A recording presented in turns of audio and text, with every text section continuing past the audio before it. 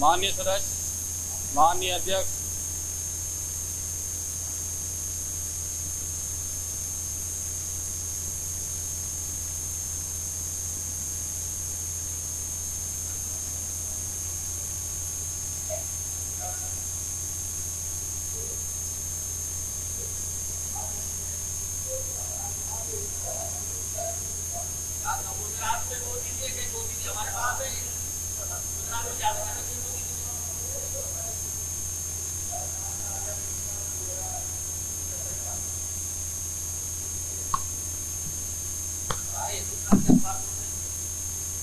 आप अखबार पढ़ने हो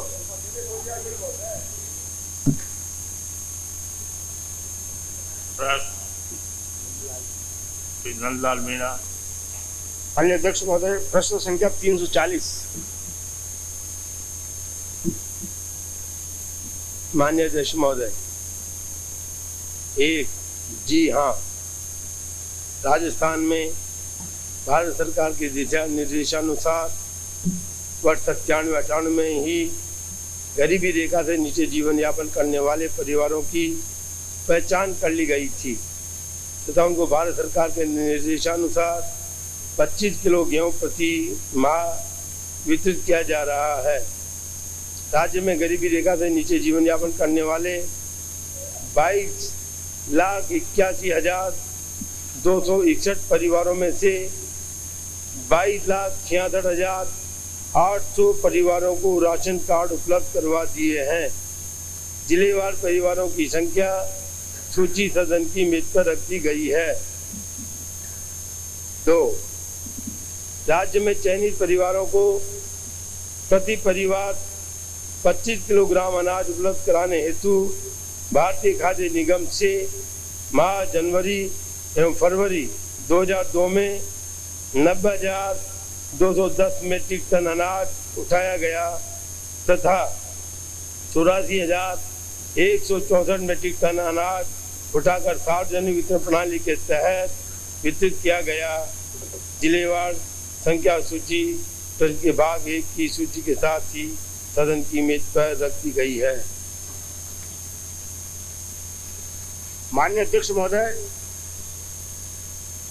जैसा कि सवाल के भाग 1 में स्पष्ट सवाल किया गया है कि माननीय उच्च न्यायालय के आदेशानुसार गरीबी रेखा के नीचे जीवन यापन करने वाले परिवारों की 1 जनवरी 2002 से पहले तक पहचान करके उनके राशन कार्ड जारी करने के बारे में निर्देश थे।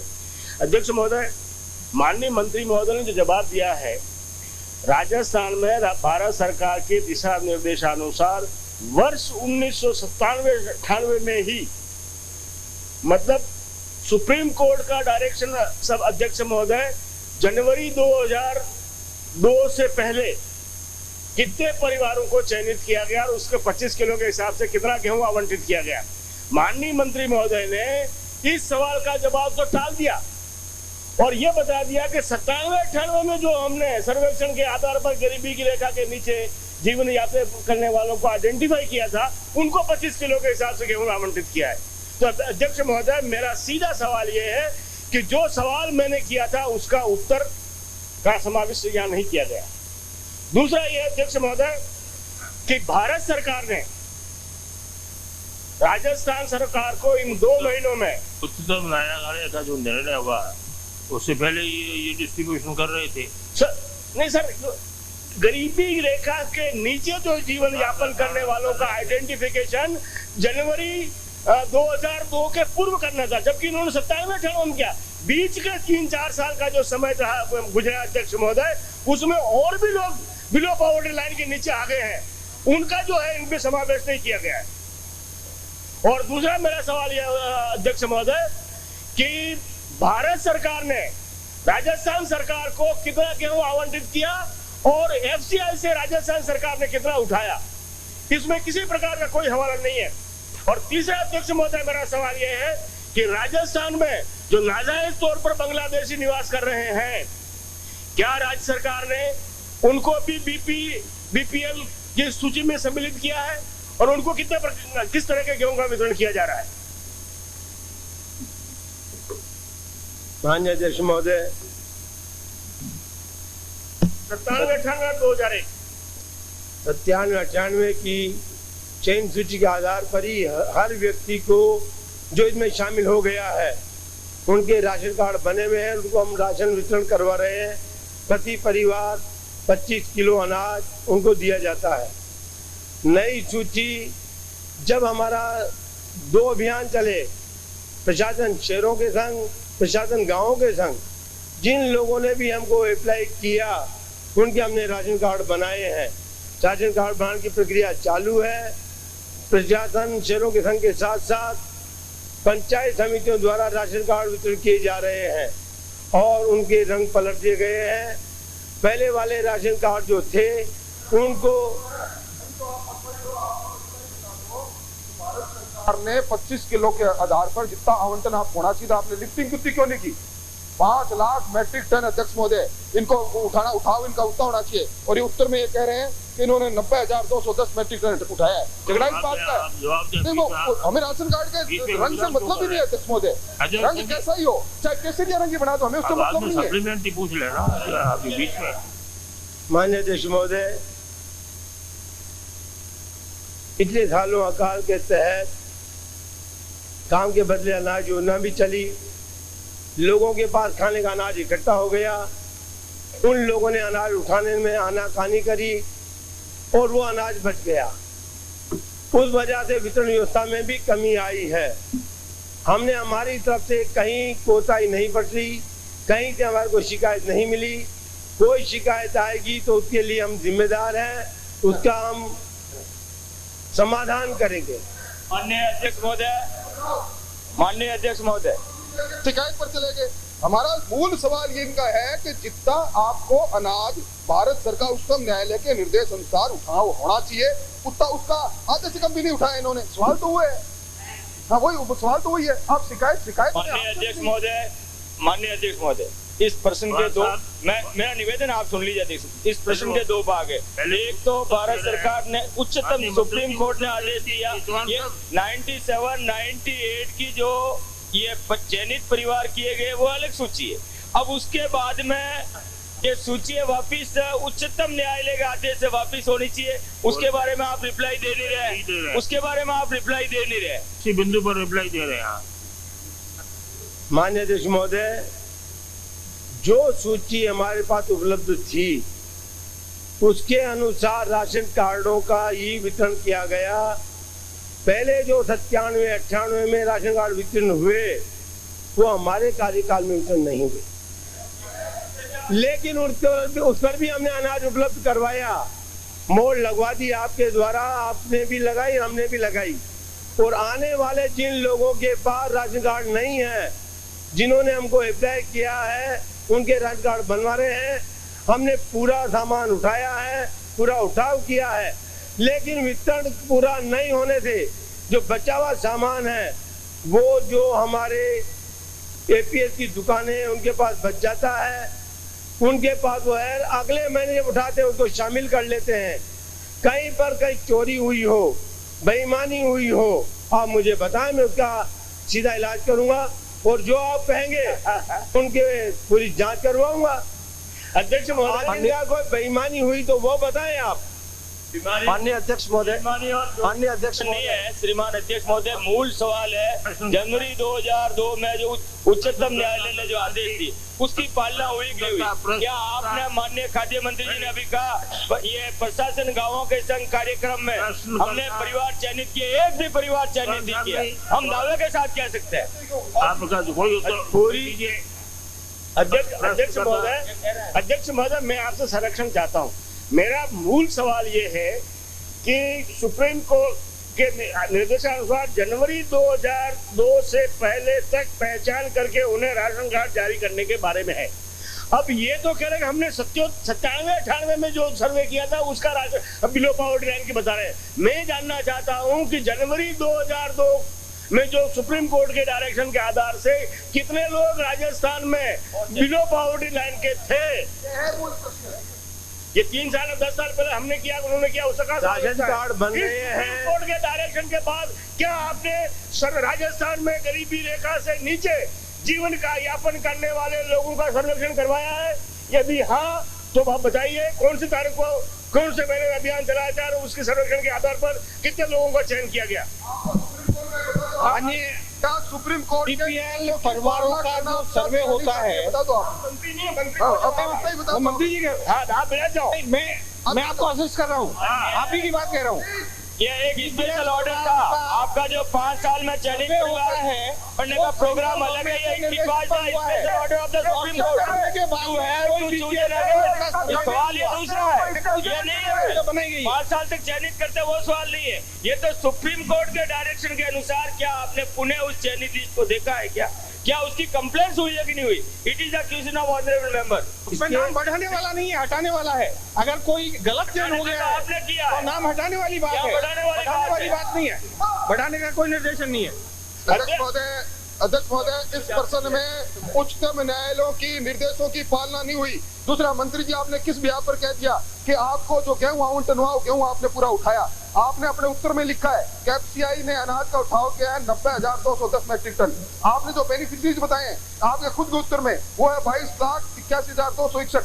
इनका 25 से गुणा करो तो 5,70,000 मैट्रिक टन गेहूं आपको उठाना था, आपने नहीं उठाया। इसी तरह आपने चूरू के अंदर 90,182 मैट्रिक टन गेहूं आपको बांटना था, आपने 3,011 मैट्रिक टन बांटा है। आप राजस्थान के गरीबों के साथ अन्याय कर रहे हैं। उत्तर आपके पास है नहीं, आप उत्तर दीजिए हमें।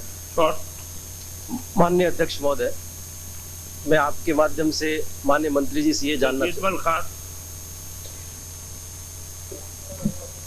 माननीय अध्यक्ष जी, आपके माध्यम से मैं मंत्री महोदय से जानना चाहता हूं कि कौन सी कैटेगरी में आने वाले लोगों को अंत्योदय अन्न योजना में रखा गया है और उनको प्रति माह कितना गेहूं दिया जाता है और यह कब चयन की प्रक्रिया चालू की गई थी?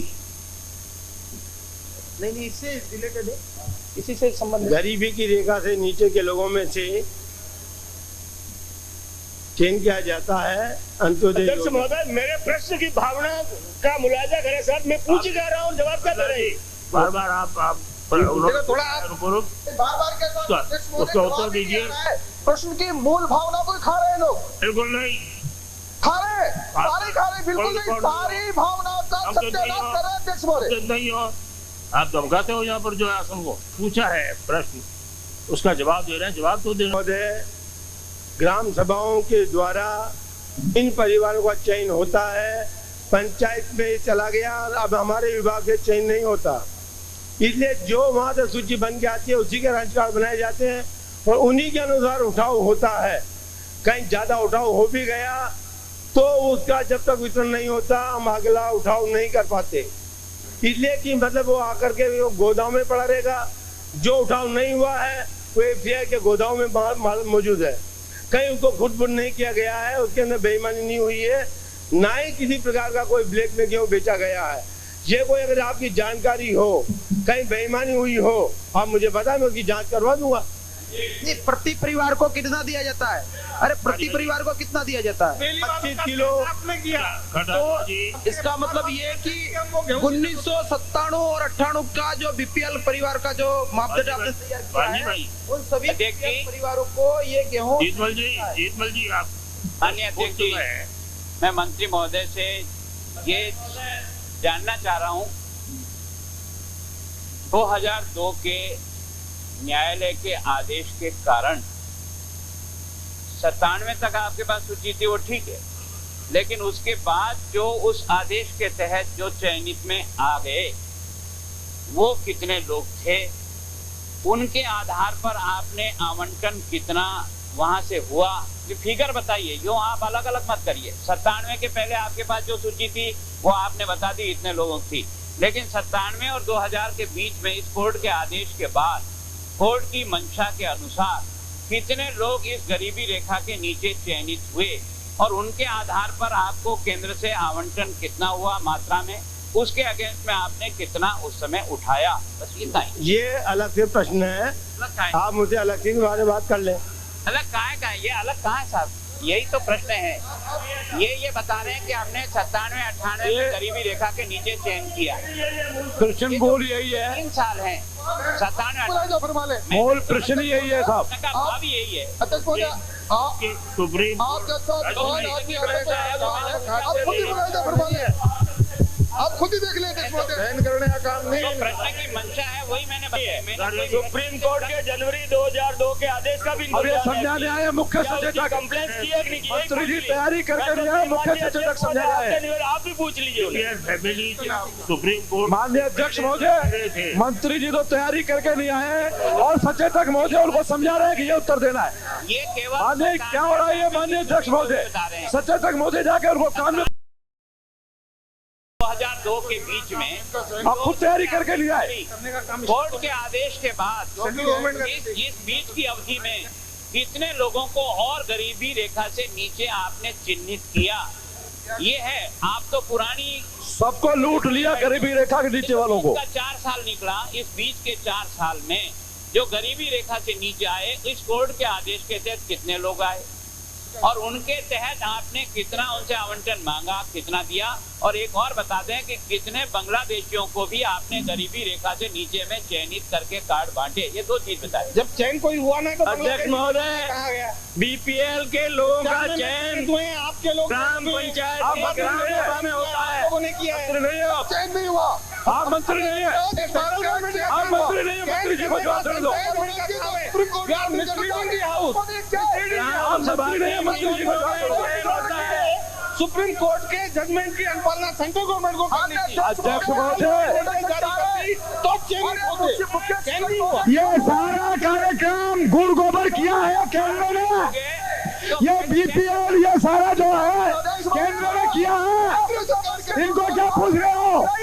सारा सत्यानाश कर दिया। परिवारों को सारा पत्ता बिठा दिया और उसके अंदर वो लोग मर रहे हैं। मरोगे अभी तो मरोगे। सरकार को तुम्हारी सरकार को तुम्हारी मार को आप लोग हो। सत्यानाश किया गरीबों को, बीपीएल वालों को, चयनित वालों को मार तो आप लोग रहे हो। सरकार तो आपकी है ना, हमारी सरकार है क्या इस समय? माननीय अध्यक्ष महोदय, मंत्री जी जवाब दे में वो तैयारी नहीं करके आए तो कहें कि मैं तैयारी करके नहीं आया हूँ। केंद्र सरकार ने तो दे दिया, केंद्र सरकार ने दे दिया, आप लोग उठाते नहीं हो। अध्यक्ष महोदय, मैं मंत्री महोदय से जानना चाहूंगा कि ये बीपीएल परिवारों को राशन वितरण करने का जो राजस्थान के ग्रामीण और शहरी क्षेत्र में बहुसंख्यक प्राइवेट डीलर हैं और ये राशन केवल मात्र बीपीएल परिवार के कारण आधे से ज्यादा राशन डीलरों ने इस्तीफा दे दिया। क्या ये सही है कि इसी कारण से उठाव नहीं हुआ और जो कुछ उठाव हुआ वो भी 4-4 महीने से 3-3 महीने से इसका क्या वितरण हुआ है और इसी का कारण है कि ये आपका पूरा उठाव नहीं हुआ जो गरीब जनता को ये मिलना चाहिए था। आपने कहा कि ये काम के बदले अनाज और अकाल राहत में अनाज मिल गया। अध्यक्ष महोदय, ये केवल जो राशन है एक परिवार को केवल 25 किलो है। एक परिवार में 5 व्यक्ति भी माने तो 5 किलो प्रति व्यक्ति, जब 15 किलो की आवश्यकता है 5 किलो मिल रहा है। असलियत ये नहीं है, आपके राशन डीलरों ने 40% ने इस्तीफा दे दिया क्योंकि राशन केवल बीपीएल परिवार का उठाना पड़ता है, उसको उठाता नहीं। अपना राम जी भाषण नहीं, यही पूछना है कि क्या आपके जितने आज राशन डीलर प्रश्न पढ़ना चाहता हूँ मैं, प्रश्न पढ़ रहा हूँ उसके अनुसार उत्तर अगर आप मानते हैं कि आ गया तो हमें कुछ नहीं कहना।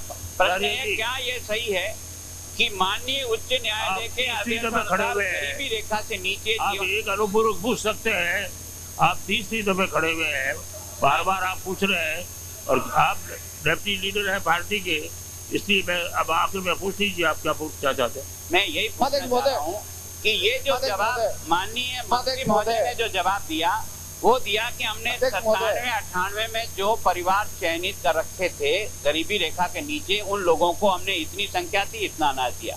हमारा कहना यह है कि जनवरी 2002 में न्यायालय के फैसले के कारण 97-98 से लेकर 2002 के बीच में जो लोग ही चयनित की श्रेणी में आ गए थे, क्या उनका चयन हो गया था? और चयन हो गया तो कितने लोगों का हुआ?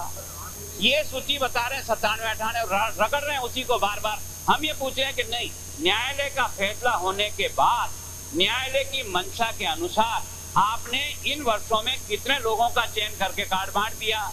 बात तो इतनी पूछ रहे हैं। भारत सरकार को डायरेक्शन देने थे, भारत सरकार डायरेक्शन नहीं दिए। ये प्रश्न भारत सरकार संबंधित है।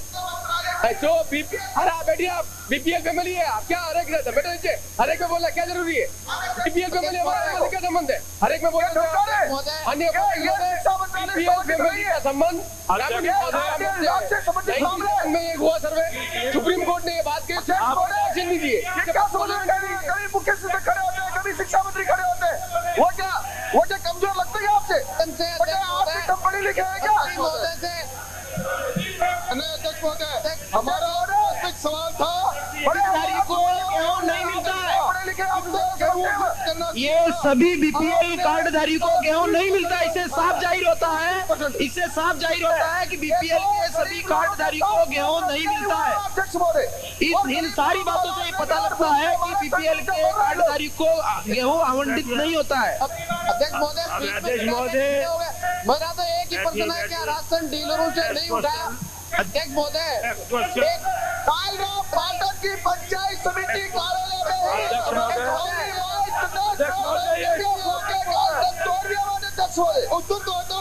ये गरीबी के साथ अन्याय है अध्यक्ष महोदय, इस प्रकार के अन्याय को सहन नहीं किया जाएगा। बीपीएल वालों को, अंत्योदय वालों को लूटा गया है अध्यक्ष महोदय, उनको गेहूं नहीं पहुंचा है अध्यक्ष महोदय, ये अन्याय सहन नहीं किया जाएगा।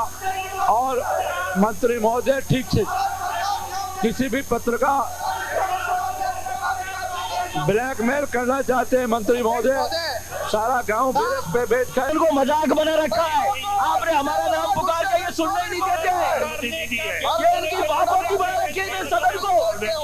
प्रश्न लगा प्रश्न तो नहीं आ रहे के साथ की टू दी पॉइंट सवाल पूछा, कोर्ट के फैसले का हवाला देके पूछा, इतनी बार पूछने के बाद भी जवाब नहीं। उस गरीब को जो कोर्ट ने राहत देने की मंशा से किया था उसका पालन नहीं किया, अनाज नहीं उठाया और गरीब तक वो सुविधा नहीं पहुंचाई। इसके विरोध में हम और हमारी पार्टी जो है वॉकआउट करते हैं।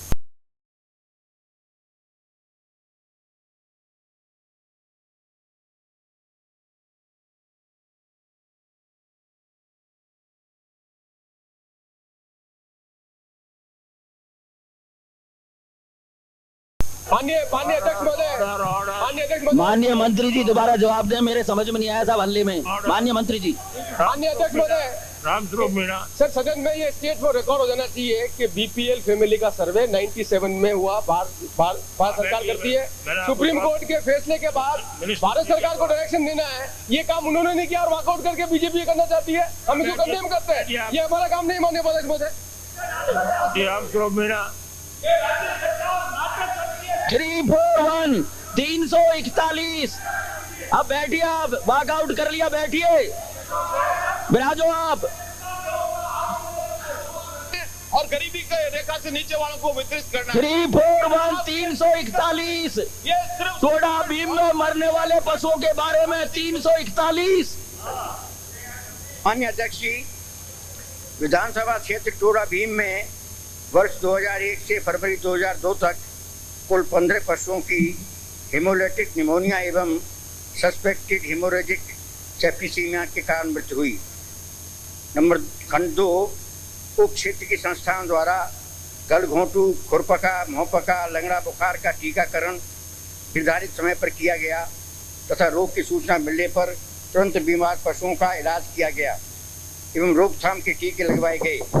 उप क्षेत्र की पशु चिकित्सा संस्थाओं को वितरित की गई औषधियों की सूची सदन की मेज पर रख दी गई है। खंड 3, उप क्षेत्र में भविष्य में बीमारियों की रोकथाम हेतु ग्राम पंचायत, पंचायत समिति तथा ग्राम सभा की बैठकों में पशुपालकों को विस्तृत जानकारी दी जाएगी तथा निर्धारित समय पर टीकाकरण कार्य संपादित किया जाएगा। माननीय अध्यक्ष महोदय, मेरा माननीय मंत्री जी से विनम्र निवेदन है कि मेरे क्षेत्र में पशुओं के अंदर भयंकर बीमारी फैली और आज भी वो बीमारी फैल रही है। उसके बारे में मैंने सारे अधिकारियों से सबसे संपर्क भी किया, उसके बावजूद भी हमारे क्षेत्र में अब तक लगभग 110 मौतें हो चुकी हैं। इसमें मात्र ये बताया गया है केवल 15 पशुओं की हेमोलिटिक न्यूमोनिया के द्वारा मौत हुई है। मैं माननीय मंत्री जी से विनम्र निवेदन करूंगा कि मूक जानवर जिसके ऊपर सारा किसानों का आधार है, जिसमें उसकी भैंसें भी मरी हैं, क्या माननीय मंत्री महोदय जो हमारे पशुओं में हानि हुई है, जिसमें बीपीएल परिवार के भी पशुएं भैंसें मरी हैं, उन गरीबों को क्या आप इसके लिए सहायता दिलाएंगे? दूसरा मेरा निवेदन है माननीय अध्यक्ष महोदय, जो ये बीमारी फैल रही है, इस बीमारी के उपचार के लिए क्या आप टीकाकरण की व्यवस्था इस समय भी कर रहे हैं? गांव-गांव में ये बीमारी आज भी फैल रही है। मैं निवेदन करूं, हमारे यहाँ पर मैसवा, मारनौज, दादनपुर, नांगल, पारडी, खरकड़ी, मोरला, गोरला, कैमरी, गढ़खेड़ा, गुड़ाचंद्र खंड 2 उप क्षेत्र की संस्थाओं द्वारा गलघोंटू, खुरपका, मुहपका, लंगड़ा बुखार का टीकाकरण निर्धारित समय पर किया गया तथा रोग की सूचना मिलने पर तुरंत बीमार पशुओं का इलाज किया गया एवं रोकथाम के टीके लगवाए गए। उप क्षेत्र की पशु चिकित्सा संस्थाओं को वितरित की गई औषधियों की सूची सदन की मेज पर रख दी गई है। खंड 3 उप क्षेत्र में भविष्य में बीमारियों की रोकथाम हेतु ग्राम पंचायत, पंचायत समिति तथा ग्राम सभा की बैठकों में पशुपालकों को विस्तृत जानकारी दी जाएगी तथा निर्धारित समय पर टीकाकरण कार्य संपादित किया जाएगा। माननीय अध्यक्ष महोदय, मेरा माननीय मंत्री जी से विनम्र निवेदन है कि मेरे क्षेत्र में पशुओं के अंदर भयंकर बीमारी फैली और आज भी वो बीमारी फैल रही है। उसके बारे में मैंने सारे अधिकारियों से सबसे संपर्क भी किया। उसके बावजूद भी हमारे क्षेत्र में अब तक लगभग 110 मौतें हो चुकी हैं। इसमें मात्र ये बताया गया है केवल 15 पशुओं की हेमोलिटिक न्यूमोनिया के द्वारा मौत हुई है। मैं माननीय मंत्री जी से विनम्र निवेदन करूंगा कि ये मूक जानवर जिसके ऊपर सारा किसानों का आधार है, जिसमें उसकी भैंसें भी मरी हैं, क्या माननीय मंत्री महोदय जो हमारे पशुओं में हानि हुई है, जिसमें बीपीएल परिवार के भी पशुएं भैंसें मरी हैं, उन गरीबों को क्या आप इसके लिए सहायता दिलाएंगे? दूसरा मेरा निवेदन है माननीय अध्यक्ष महोदय, जो ये बीमारी फैल रही है, इस बीमारी के उपचार के लिए क्या आप टीकाकरण की व्यवस्था इस समय भी कर रहे हैं? गांव-गांव में ये बीमारी आज भी फैल रही है। मैं निवेदन करूं, हमारे यहाँ पर मैसवा, मारनौज, दादनपुर, नांगल, पारडी, खरकड़ी, मोरला, गोरला, कैमरी, गढ़खेड़ा, गुड़ाचंद्र दी, सोप एवं शहर, इन गांवों में बीमारी फैल रही है। मैं स्वयं छुट्टी के दिन वहां गया था। चारों तरफ लोगों को मैं विश्वास दे के आया हूं। हमारी लोक कल्याणकारी सरकार, हमारी जवाबदेही सरकार, हमारे माननीय लोकप्रिय माननीय मुख्यमंत्री जी निश्चित रूप से हमारे पशुपालन मंत्री जी इसकी व्यवस्था करेंगे। तो मेरा निवेदन है माननीय मंत्री जी, क्या टीकाकरण कार्यक्रम चालू रखेंगे? आपने दूसरा तीसरा मेरा निवेदन है, एक प्रश्न और है साहब, खाली बस बाद में। माननीय अध्यक्ष महोदय, इस राजस्थान में ये लोग कल्याण है, बैठो क्या कत्ल खाने खुलवाओगे? तुम ब्राह्मण के बच्चे हो। माननीय अध्यक्ष महोदय, आपके टोड़ा भीम एरिया में हमने गत वर्ष 51,000 रुपए से अधिक की दवाइयां दी हैं और टीकाकरण का जहां तक प्रश्न है, हमने गलघोंटू के 41,131 टीके, लंगड़ा बुखार के 300, एंटोटॉक्सीमिया के 3,150, सीपॉक्स के 480 और खुरपका के 2,522 टीके, इस प्रकार कुल मिलाकर के 47,583 टीके लगवाए हैं। अभी और आवश्यकता है टीकों की, तो टीके का कार्यक्रम चल रहा है बदस्तूर, और जब तक आवश्यकता होगी तब तक टीके लगाए जाएंगे। टीके की फीस जो है 2 रुपया प्रति जानवर है। जितने भी लोग टीका लगवाना चाहें, हमारे पास टीके की कोई कमी नहीं है, हम टीके लगा देंगे। इसके अलावा लोग लगवाना चाहें, क्या हाथ हो गई इसमें? जानवर मर रहे हैं और आप मजाक बना रहे हो। हमारे क्षेत्र में जानवर मर रहे हैं, किसानों के साथ अन्याय हो रहा है और आप मजाक बना रहे हो। इसकी शर्म आनी चाहिए तुमको, जब तक तुम्हारी पार्टी डूब गई इस तरह के लोक कल्याणकारी कार्यों में भाग नहीं लेते हो। हमारे पास जो रिपोर्टेड मौतें हैं वो 15 हैं।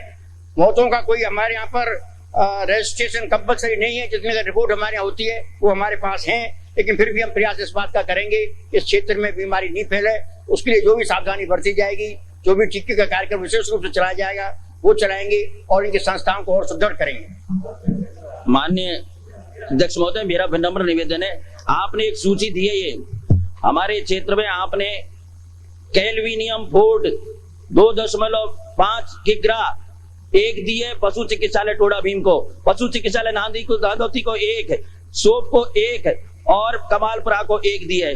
इसी प्रकार आपने कॉपर सल्फेट 500 ग्राम केवल 2 दिए गुड़ाचंद्र जी को।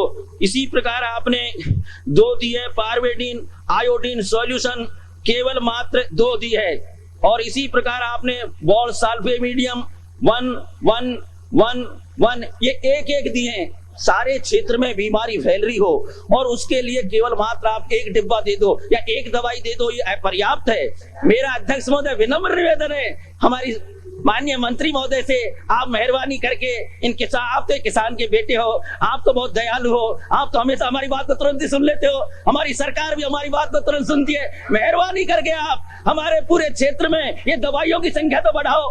अस्पताल में 1 दवाई दे रहे हो आप, गुड़ाचंद्र जी में 1 दवाई दिया आपने, टोडाबी में 1 डिब्बा दिया है आपने, और इसी प्रकार सोप में 1 डिब्बा दिया है। मेरा निवेदन है माननीय अध्यक्ष महोदय, ये दवाइयों की संख्या बढ़वाएं ताकि दवाई ज्यादा दी जाए और बांटी जाए। अन्य अध्यक्ष जी, अभी मार्च के महीने में इनको 23,000 रुपए की दवाई भिजवाई है, और भी अगर जरूरत महसूस की जाएगी और दवाई भिजवा देंगे आप।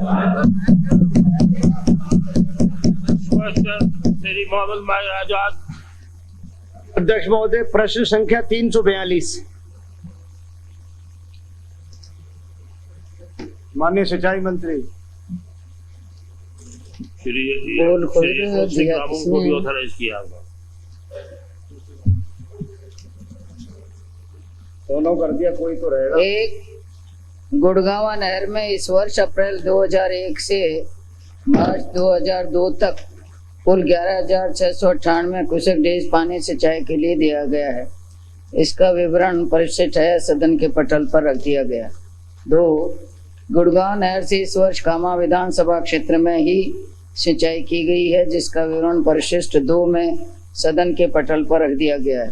3 जी नहीं, अपर यमुना रिवर बोर्ड की दिनांक 21/12/2001 को हुई 22वें बैठक में भरतपुर जिले को 1281 क्यूसेक जल देना तय हुआ है, जिसमें से 981 क्यूसेक जल गुड़गांव नहर एवं 300 क्यूसेक जल भरतपुर फीडर द्वारा प्रस्तावित नई परियोजना की स्वीकृति एवं नहर के आधुनिकीकरण के बाद ही दिया जाना संभव है।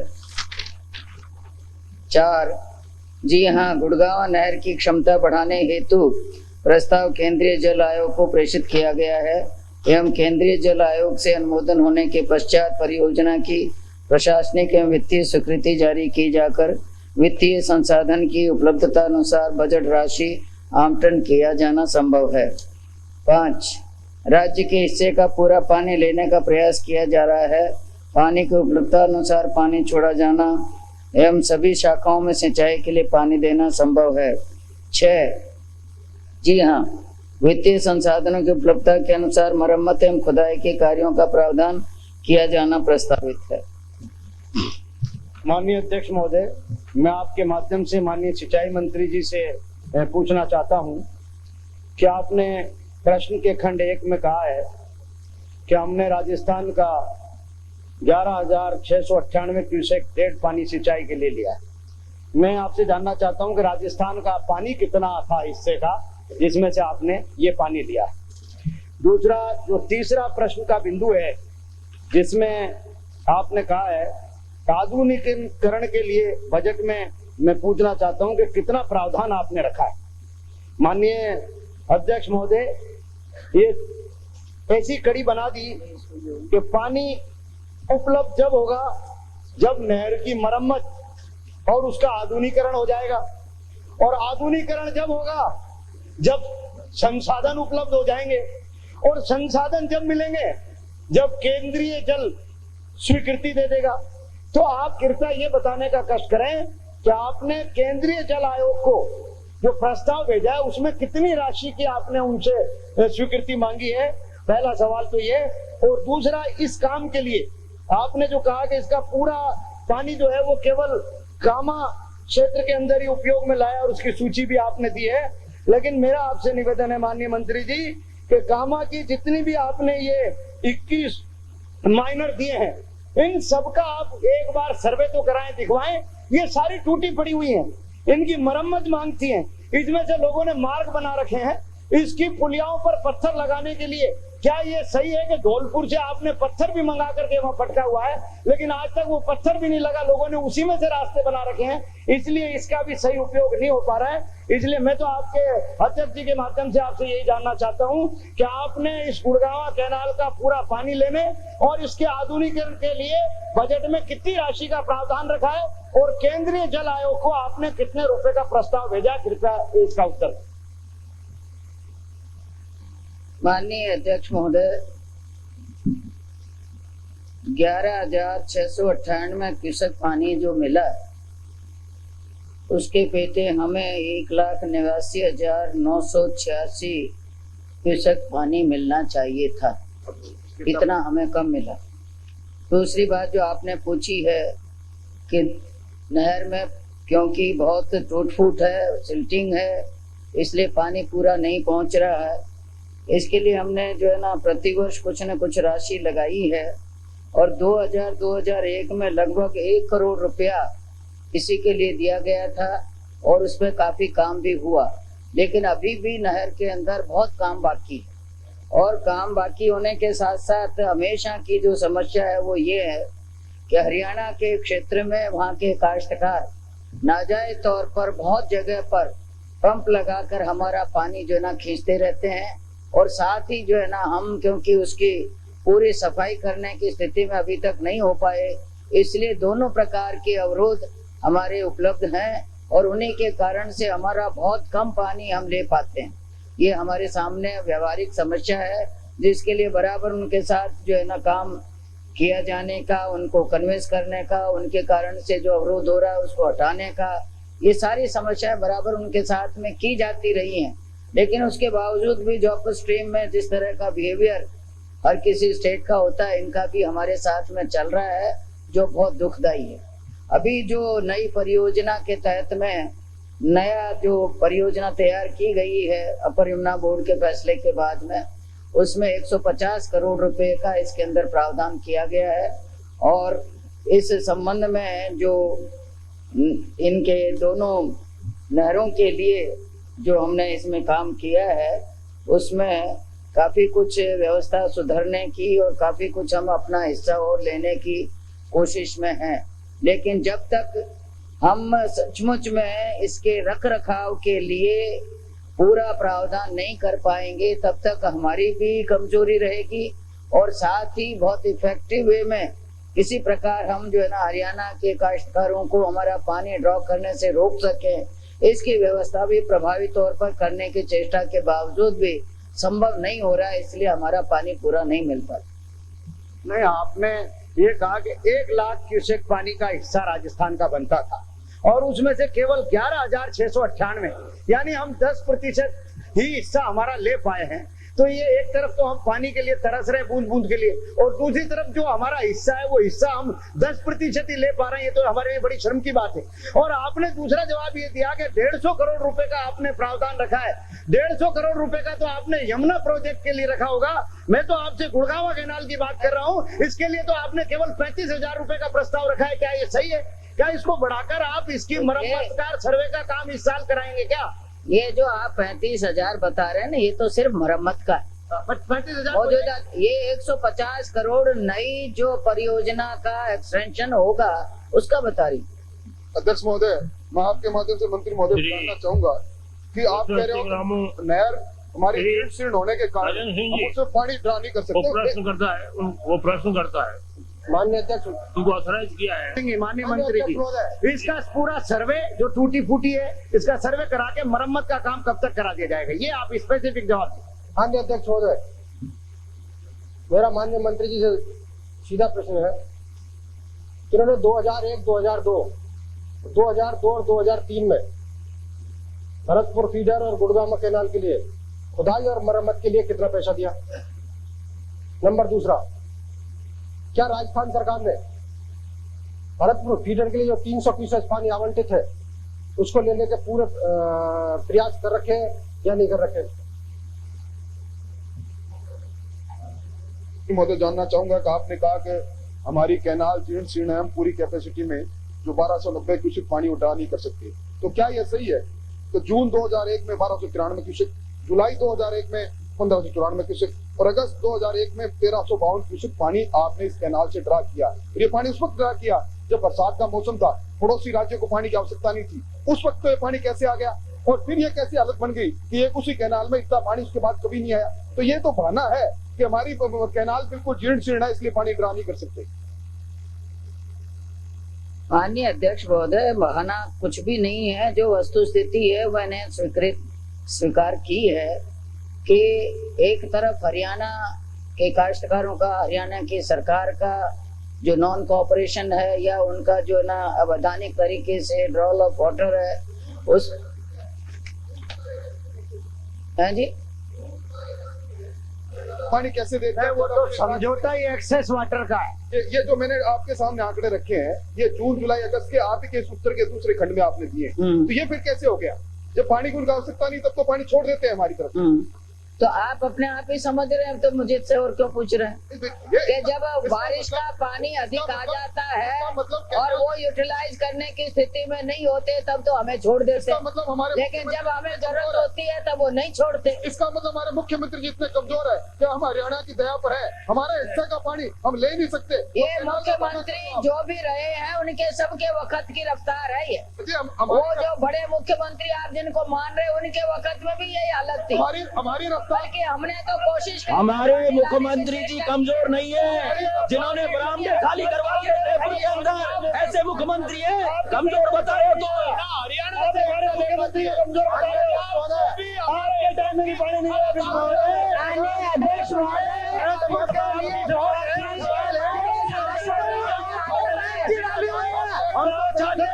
हमारे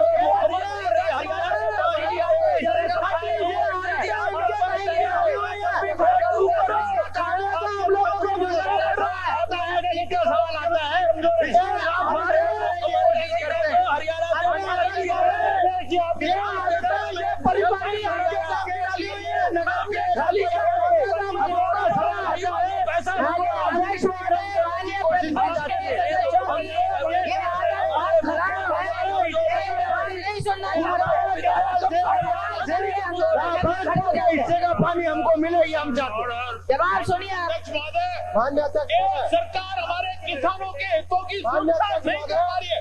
पंजाब से हम अपना हिस्सा नहीं ले पा रहे हैं।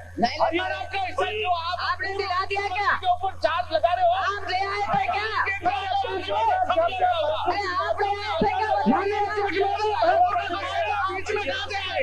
ये सारे भारतीय जनता पार्टी के समय में हुए थे। समझौता किया था हरियाणा से, समझौता किया था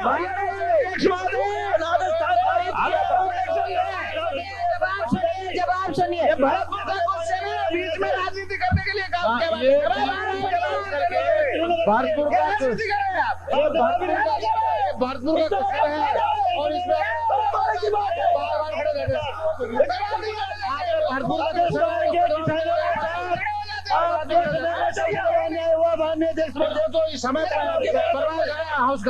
किसानों की बात करते तो सुनने नहीं देते। आपके तो सुनते नहीं है के साथ सबसे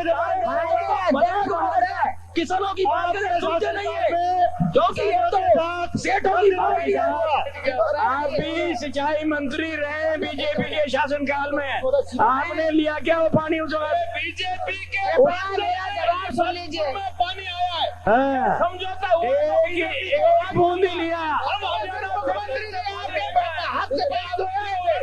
आपको जानकारी नहीं है, ये हरियाणा से समझौता के शासनकाल में हुआ। नल के पानी से हाथ धोए थे। पंजाब से हम हिस्सा ले नहीं पा रहे, हरियाणा से हम हमारा हिस्सा ले नहीं पा रहे। अगर जवाब देना आप बोलना चाहते हैं, सुनना नहीं चाहते। राजनीतिक बात करते हो, ये राजनीतिक सुनिए, जवाब सुनिए पहले। नहीं क्या बात से आप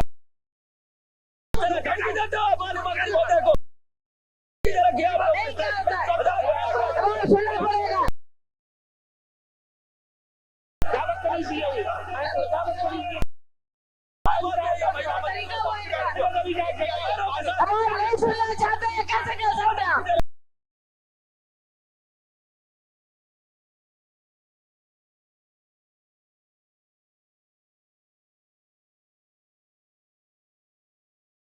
इस तरह से धमकी दे रहे हैं माननीय मंत्री जी को।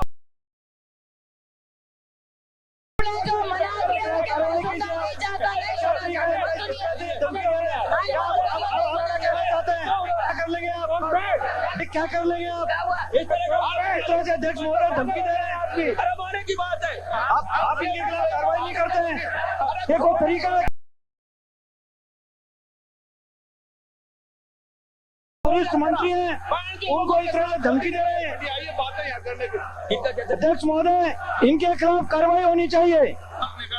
तो बाहर निकालेंगे। माननीय अध्यक्ष महोदय, इस तरह डरने वाले नहीं है, ये धमकी देकर के डराना चाहते हैं। हम भी किसान के बेटे हैं, हम भी किसान के लिए लड़ते हैं। ये अध्यक्ष महोदय, आप क्या क्या धमकी देना चाहते हैं? नहीं सर, आप इस तरह से धमकी दे रहे हैं मंत्री जी को, किस तरह से धमकी दे रहे हैं? किस तरह से हमें धमकी दे रहे हैं? बाहर निकल जाओ, आसन का काम है ये, आसन का काम है इनको। ये मुझे सिखाएगी।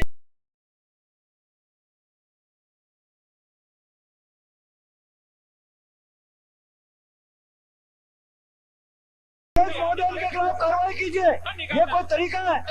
एक महिला मंत्री है, कितनी वरिष्ठ मंत्री है, जिनको ये धमकी दे रहे हैं इस तरह से सदन में। अध्यक्ष महोदय, कार्रवाई होनी चाहिए इनके खिलाफ, सभी सदस्यों के खिलाफ। अध्यक्ष महोदय, ये धमकी देना गलत है। आसन का अधिकार है, हम धमकी नहीं करेंगे, लेकिन यह अधिकार आपको नहीं दिया हुआ। आसन का काम आपको नहीं करना है। एक महिला मंत्री को धमकी दी जा रही है। बाहर निकालने का आपको अध्यक्ष महोदय, की बात कहने वाले इस तरह के माननीय सदस्य ने जब ये कहा कि हम नहीं सुनेंगे, बाहर निकल, मैंने कहा कि आप नहीं सुनना चाहते तो आप बाहर जाइए, कान बंद करिए। आप बाहर निकालने वाले कौन हो? आपको ये हक नहीं है कि आप नहीं सुनेंगे। आसन से अगर व्यवस्था हाउस में बैठे हैं तो आपको जवाब सुनना पड़ेगा। आसन चाहेगी तो करेगी कि बाहर निकाला जाए। अध्यक्ष महोदय, मंत्री महोदय, आप अध्यक्ष महोदय, जो शब्द है उनको वापस लिया जाए। माननीय मंत्री महोदय, अध्यक्ष महोदय, सुनिए। अध्यक्ष महोदय, आपके समक्ष जिस तरह से माननीय मंत्री महोदय को धमकी दी गई है, इन माननीय सदस्य के खिलाफ आपको सख्त कार्रवाई करनी चाहिए। ये तो प्रोसीडिंग में आ गया ना। माननीय अध्यक्ष महोदय, अध्यक्ष महोदय और मुख्यमंत्री जी बैठे हैं, सवाल कर दो, सुनो। इसलिए मैंने कहा संसदीय परंपराओं का निर्माण कर रहा है, या तो आप कान बंद कर लीजिए, नहीं सुनेंगे। जो आपके इसमें मैंने कौन सी गलत बात कही है? जो आपके अधिकार, ये कोई तरीका नहीं है कि आप सवाल कर ले, जवाब नहीं सुने। माननीय अध्यक्ष महोदय, हम भी किसान के बेटे हैं, हम भी किसान की बात रखे इस सदन के अंदर, हम भी किसानों के हितों की बात रख रहे हैं। ये कभी भी नहीं सुनते किसानों की बात को। किसी को बाहर निकालो और किसी को ये अधिकार आपको नहीं है। आसन चाहेगा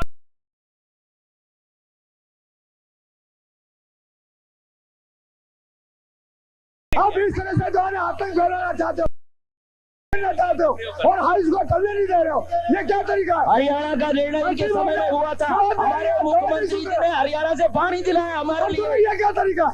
और इनके समय में किसानों के साथ अन्याय हुआ, दूसरा कोई लोग नहीं है, आप ही एमएलए हो क्या? माननीय अध्यक्ष महोदय, हर बार खड़े हो जाए। सुनो, ये क्या बात है? अच्छी आदत डाल रखी है। मैं बोल रहा हूँ। माननीय अध्यक्ष महोदय, माननीय अध्यक्ष महोदय, प्रश्नकाल चलना देना चाहते हैं, नहीं चलाना चाहते? आप बैठ जाइए, बैठ जाइए, इस तरह बीच बीच में नहीं बोलोगे, बैठ जाओ आप। अध्यक्ष महोदय, आज मुख्यमंत्री जी विराजमान है तो सब शक्ल दिखाना चाहते हैं। माननीय अध्यक्ष महोदय, माननीय अध्यक्ष महोदय, हटाइए उनको, बैठ जाइए आप, हमारे बहुमत के आधार। माननीय अध्यक्ष महोदय, आज ये सब खड़े हो गए अध्यक्ष महोदय, मुख्यमंत्री जी को शक्ल दिखाने के लिए। बैठ जाइए, सब शक्ल दिखाने, बैठ जाइए, बैठ नहीं चलेगा इस तरह, तुम्हारी बात, तुम कौन हो बैठने वाले? बहुमत के आधार पर तुम्हारे से बोलिए। बोलने की तो सभी तकते रखो, एक बोलने की तहजीब तो होनी चाहिए। आपने क्या कि अनडेमोक्रेटिक बोलने का ठेका आपने ले लिया क्या? सारी गाली गलौज यहाँ ही बोले क्या? ये फोरम है, इसको आप पार्लियामेंट फॉर्म ऑफ डेमोक्रेसी में इस तरह की बातें करते चलेंगी? आपको बोलने की तहजीब नहीं है, बोलने का तरीका नहीं है। अरे तहजीब सीख क्या? बांधू के जाकर सोचो क्या बोलते हैं, पहले बांधू के जाकर तहजीब सीख क्या? माननीय मंत्री महोदय बोल रही है, आप शक्ल दिखाना चाहते हो मुख्यमंत्री जी को? आपको किसानों की क्या आप किसान नहीं, किसान की बात करते हैं। ऐसे बैठाइए माननीय सदस्य को, पार्टी के विप को बुलाइए, लीडर को बुलाइए। ऐसे मंत्री नहीं बनाओगे दोनों। और ये कोई तरीका नहीं गाँव चलाने के संबंध में, इससे मंत्रियों को एकल किया जाए। बात सुनने नहीं मंत्री की, ये तो फैसला किया था एक्शन चलेगा तो गरिमा से चलेगा। अध्यक्ष महोदय, हम मंत्रीगण जो है गाली गलौज नहीं सुनेंगे सदन के अंदर, ये कोई तरीका नहीं है। माननीय सदस्य उनसे माफी मंगवाई जाए। माननीय अध्यक्ष महोदय, माननीय सदस्य को माननीय मंत्री से माफी मंगवाई जाए। उसके बाद उड़ीसा विधानसभा बनाना चाहते हो आप? उड़ीसा विधानसभा बनाना चाहते हो राजस्थान विधानसभा को? ये उड़ीसा विधानसभा नहीं बनेगी, क्या मर्यादा से चलने वाली चाहते हो आप? ऐसे लोग अध्यक्ष महोदय, हम आपका संरक्षण चाहते महोदय। शुरुआत कौन कर रहे हैं? देखिए आचरण को मर्यादित कर रहे हैं आप। अध्यक्ष महोदय, कौन शुरुआत कर रहे हैं? जिस दिन से मंत्री नहीं बनोगे, अपनी शक्ल मुख्यमंत्री जी को दिखाना चाहते हो। ऐसे कोई मंत्री नहीं बनाएगा तुम्हारे को। आज मुख्यमंत्री जी आके तो सब हल्ला मचाने लगे। अध्यक्ष महोदय,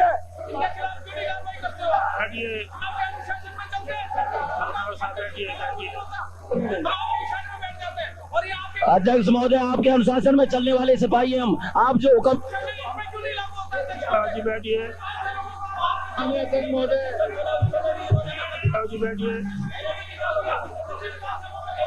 बोलता हूँ हमेशा, ये हमेशा रोड़ा अटकाते हैं।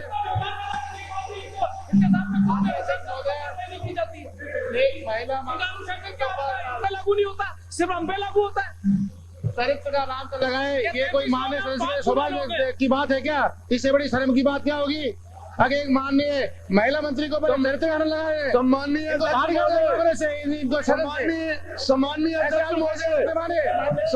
अध्यक्ष महोदय, सदस्य माफी मंगवाई जाए। खुद के सम्माननीय अध्यक्ष महोदय, कहा माननीय सदस्य माफी मांगे। आज तक के इतिहास में विधानसभा को अखाड़ा नहीं बनाया, बर्दाश्त नहीं होगी। इंसाफ की माननीय अध्यक्ष महोदय, ये चीज बर्दाश्त नहीं होगी। माननीय सदस्य माफी मांगे, साथी माननीय मंत्री से माफी मांगे। माननीय अध्यक्ष महोदय के अंदर इस तरह का व्यवहार, ये राजस्थान के बारे में क्या तस्वीर देना चाहती है? पीसफुल स्टेट और सभ्यता में यहाँ जो है इस तरह की बात होती है। Next question.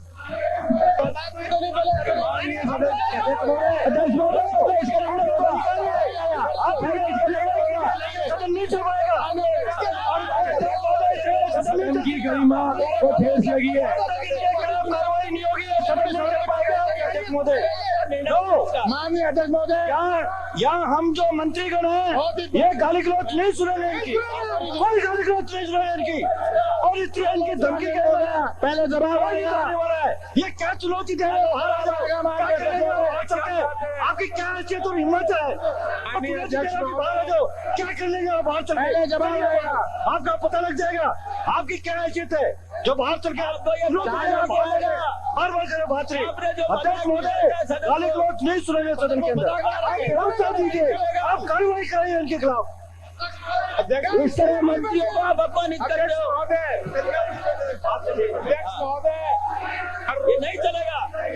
अध्यक्ष महोदय, माननीय अध्यक्ष महोदय, ऐसा व्यवहार कभी नहीं देखा। जो सदस्य सदन की गरिमा का ध्यान में रखते हैं। अध्यक्ष महोदय, ये सब मुख्यमंत्री जी को मंत्री बनने के लिए जा रहे थे। मुख्यमंत्री जी को अपनी शक्ल दिखाना चाहते हैं और कुछ नहीं है। आज का जो नाटक कर रहे हो,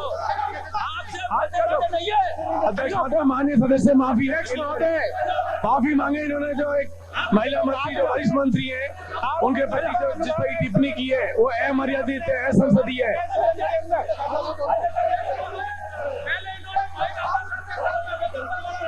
इनकी दिन प्रतिदिन हिम्मत बढ़ती जा रही है।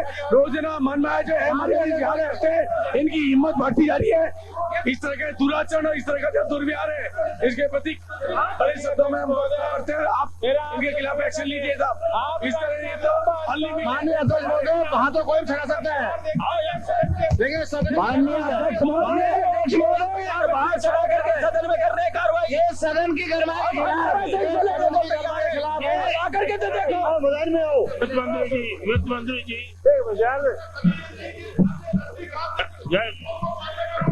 अध्यक्ष महोदय, इस तरह भाव चढ़ा के डरवाना चाहते हैं, हम नहीं डरेंगे।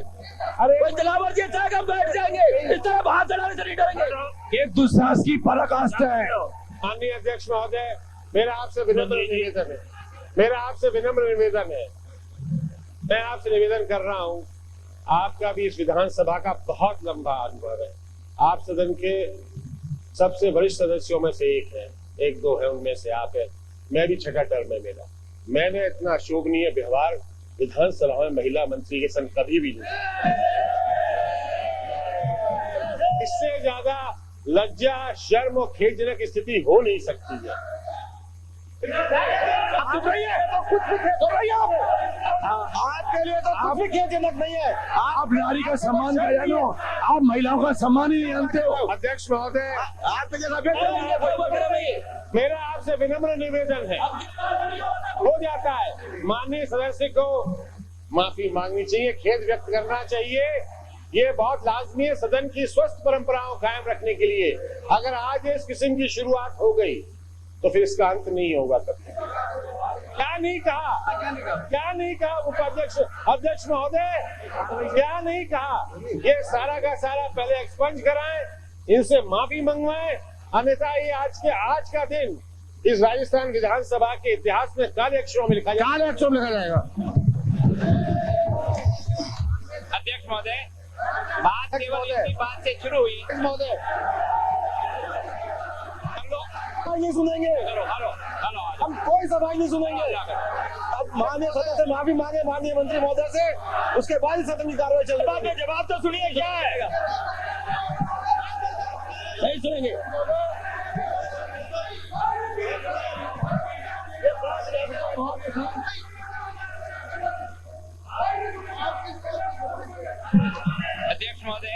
अध्यक्ष महोदय, माननीय अध्यक्ष महोदय, सदन में क्या बचा है बोलने के लिए?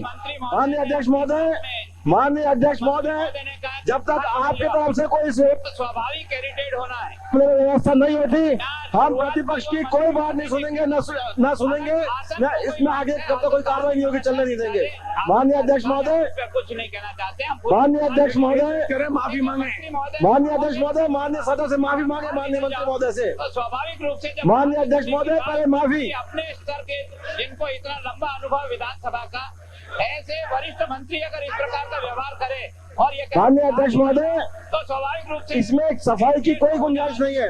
ये अधिकार मंत्री को भी नहीं है कि वो किसी को बाहर निकालने की बात कहे, आसन चाहे तो व्यवस्था करे, ये उन्होंने कहा था, तभी ये मामला बना, बाकी नहीं है। मंत्री महोदय ने कहा बाहर निकल जाओ, तब जाकर के विषय चला। समाप्त। Order please, order. प्रश्नकाल समाप्त। सदन में इस प्रकार का व्यवधान बता दिया जी, अगर चलेगा तो सदन की कार्रवाई नहीं चल सकेगी, और इसलिए मैं आपसे अनुरोध ये करता हूं कि आपको कोऑपरेशन करना चाहिए। प्रश्न का जवाब दे रही थी, उसको आप सुनना नहीं चाहते, तो प्रश्न अगर आप उसका उत्तर नहीं सुनेंगे तो निश्चित तौर पे जो है गलतफहमी इधर रहेगी। बाहर निकल जाओ, तब जाकर ये उत्तेजना बढ़ी। आधी बात सुनने के लिए थे यहाँ। सुनना नहीं चाहते, हम लोग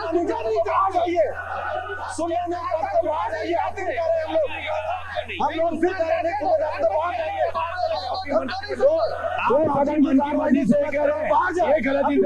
माननीय मंत्री महोदय ने ऐसा कुछ भी नहीं कहा। माननीय मंत्री महोदय ने ऐसा कुछ भी नहीं कहा, आप खुद का गलत इंटरप्रिटेशन कर रहे हैं, आप उसको गुमराह कर रहे हैं। ये जो कहा इसको एक्सपेंस तो कराएं श्रीमान, और खेद व्यक्त कराएं, माफी मांग कर कुछ तो करवाएं आप, या हाउस कैसे चलेगा ऐसे?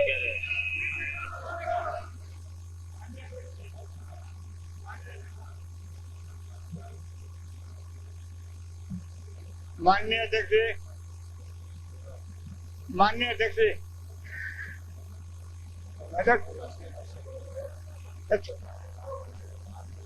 माननीय अध्यक्ष एक निवेदन है।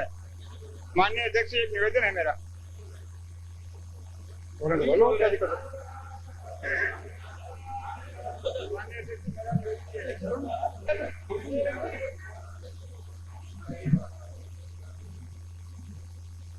अध्यक्ष महोदय, अभी सदन में एक प्रश्न को लेकर जिस तरह की उत्तेजना आई वो संभवतः संसदीय इतिहास में ठीक बात नहीं। मुझे खेद है ये कहते हुए एक माननीय सदस्य ने एक महिला मंत्री के खिलाफ जो आरोप लगाए हैं वो बहुत गंभीर आरोप। आपने प्रश्नकाल समाप्त करने की घोषणा तो की, पर मैं ये जरूर चाहूंगा आप कार्रवाई करें, उन सदस्य के खिलाफ नहीं करें। वित्त मंत्री जी ने जो प्रस्ताव पेश किया उस पर सोचें या कार्रवाई करें, ये आपका निर्णय। पर जो रिकॉर्ड में अंकित हुआ है मंत्री जी के खिलाफ, वो कम से कम स्क्रूटनाइज करके एक्सपंज किया जाना चाहिए, क्योंकि रिकॉर्ड में ये नहीं जाना चाहिए। ये मेरा आपसे निवेदन है और आग्रह। जो मंत्री जी के संबंध में असंसदीय भाषा का जो प्रयोग किया है, मैं वो सभी जो है शब्दों को और उन जो है वाक्यों को एक्सप्रेस करता हूँ। माननीय अध्यक्ष एक मिनट सुनना पड़ेगा। एक मिनट सुन लीजिए मेरी बात। माननीय अध्यक्ष जी, जो कुछ हुआ सदन में सबने देखा। माननीय पंडित जी ने भी अपनी बात कही। मैं आपसे निवेदन करना चाहता हूँ कि ये रोजाना का एक प्रक्रिया बन चुकी है और माननीय सदस्य आप चाहे कितना ही उनसे निवेदन कीजिए, मानने को तैयार नहीं है। अभी जो हमारे चीफ विप साहब की तरफ से कहा गया और सभी माननीय सदस्य तो सुन तो लो। आप चार्ज लगा रहे हैं, तो लो आप चार्ज लगा रहे हैं। आप माननीय अध्यक्ष महोदय अभी नहीं सुनना चाह रहे हैं, आप यूं चार्ज लगा रहे हैं, तो लो आप यूं चार्ज लगा रहे हैं। ये कोई बात है क्या? आप हमारे हो गया हमको समझा रहे। आपकी मेहरबानी से 153 नहीं चुन के आए हम। आपकी मेहरबानी से 153 नहीं आए, जनता ने चुन के भेजा है।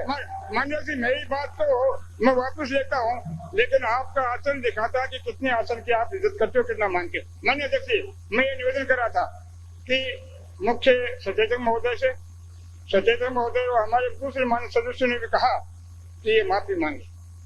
एक बात थी, लेकिन माफी आप के दबाव से क्यों मांगेंगे? माफी नहीं मांगते हैं उस स्टेज में क्या एक्सपेंस करना ही इस प्रकार के व्यवहार के लिए वाजिब है?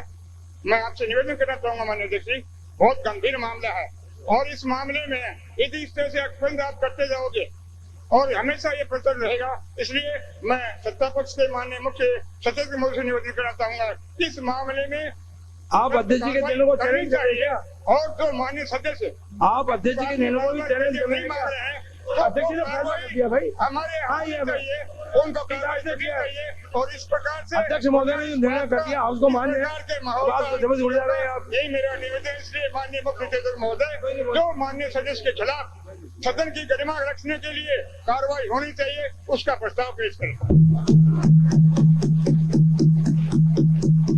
महोदय, आपके द्वारा जो भी आदेश होगा उसकी हम अक्षर से पालन करें।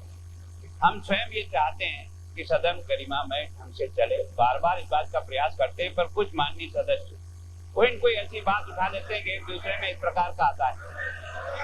मैं ये विषय की जो शुरुआत हुई, माननीय मंत्री महोदय ने बोलते बोलते उन्होंने अपनी वापस बात कही, उसके ऊपर आप कहते हैं बाहर निकल जाओ, बस इससे उत्तेजित हो गया। जो नहीं सुनना चाहते हैं बाहर चले जाइए। ये तथ्य सबल तो बिल्कुल गुमराह करने वाले अध्यक्ष महोदय, माननीय मंत्री महोदय 15-20 मिनट तक मंत्री जी जवाब देती रही, इसके बाद भी आपका व्यवहार ठीक नहीं रहता तो फिर आप पूजा करते हैं आपकी पूजा करते क्या? सुनना पड़ेगा, इसके लिए कुछ नहीं कहो। नहीं तो क्या पूजा करते हैं आपकी? माननीय अध्यक्ष महोदय, मंत्री जी के जवाब में मुख्यमंत्री जी माननीय कहने की बात कहा बीच में। माननीय मंत्री जी बता रही है इस बात को, क्या कहा उन्होंने? माननीय अध्यक्ष महोदय, वातावरण बनाया। माननीय अध्यक्ष महोदय, जब मैं जवाब देने के लिए उनसे निवेदन कर रही थी कि आप सुनिए, उन्होंने कहा नहीं सुनेंगे। मैंने कहा आपको प्रश्न किया तो जवाब सुनना पड़ेगा, तो उन्होंने दोनों हाथों से कहा नहीं सुनेंगे नहीं सुनेंगे। तो मैंने कहा नहीं सुनना चाहते हैं तो आप बाहर चले जाए। नहीं सुनने का तो दो ही तरीके हैं। पूजा करते क्या? पूजा करते नहीं सुनने के तो दो ही तरीके हैं, या तो कान बंद कर ले या सदन से चले जाए। ये कोई तरीका है कि आप मंत्रियों के सामने सवाल प्रस्तुत करते हैं और जवाब सुनना ही नहीं चाहते? क्या बड़ी तारीफ चेप रहे हैं कि हमने ये किया हमने ये किया? इतने वर्षों से लंबित ये सारी परियोजना को आज हम मंजूर करा के लाए हैं, हम लागू करने जा रहे हैं। आपके भारी भरकम मुख्यमंत्री जी, आपका पूरा जो ना भारत सरकार, उनके मित्र जो ना पंजाब वाले, इन सब के बावजूद आप क्या करा पाए? आप सुनना नहीं चाहते थे। तो तरीका है गाली गलौज करने का, बदतमीजी की बातें बोलने का। अरे आप माफी भी नहीं मांगना चाहते इतने बेहूदी बातें बोल के। अध्यक्ष महोदय, बैठिए। जो है सब प्रोसीडिंग में देखिए। अध्यक्ष महोदय, प्रोसीडिंग में बैठिए, आप बैठिए। सब पूरे सदन ने सुना है, प्रोसीडिंग से आपने एक्सपंज कर दिया, लेकिन ये सब पुनः बात क्यों कह रही है? मैंने जो कहा है सबके सामने कहा है कि भाई जो बात कह रहे हैं हम अपनी बात करें, क्योंकि इन्होंने थोड़ा राजनीतिक रूप से बात की कि पूर्व मुख्यमंत्री जी ने इस प्रकार से कुछ नहीं किया।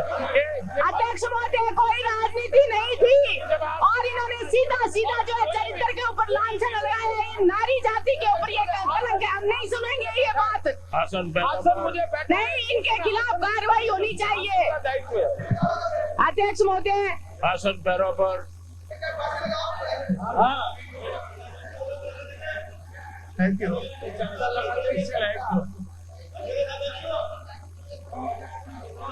इस तरह से अव्यवस्था की स्थिति में जज साहब बैठिए, बैठिए, बैठिए। आसन पैरों पर। इस तरह से अव्यवस्था में सदन का संचालन करना मुझे असंभव दिखता है। फिर उसके बाद में सत्ता पक्ष को इस संबंध में कि प्रतिदिन इसी तरह की कार्रवाई चलती रही तो ये लोकतंत्र के लिए बड़ा घातक होगा। इस पर आप विचार कर लीजिए और भविष्य में ऐसी स्थिति बनती है तो आप जो भी उचित समझे, लेकिन मैं ये चाहता हूं फिर उसके बाद में आपको प्रस्ताव लाना चाहिए सदन के अंदर जो माननीय सदस्य सदन की गरिमा को भी भंग करते हैं।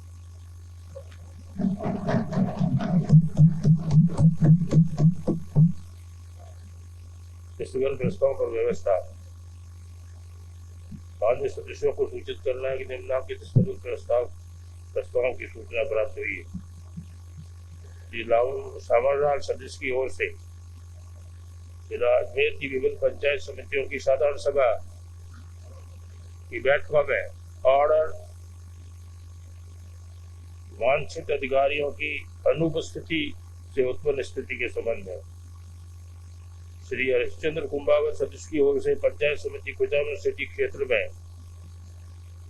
नए राशन कार्ड वितरित नहीं होने से उत्पन्न स्थिति के संबंध में श्री गुलाबचंद कटारिया सदस्य की ओर से जालोर में मूर्तियां खंडित होने की स्थिति के संबंध में श्री बदन दिलावर सदस्य की ओर से वापर कला तहसील चांगोद की प्राचीन तालाब की मिट्टी बनने से उत्पन्न स्थिति के संबंध में उपरोक्त स्थगन प्रस्तावों के संबंध में राज्य सरकार से जानकारी प्राप्त की जा रही है और जानकारी प्राप्त होने पर निर्णय लिया जाएगा।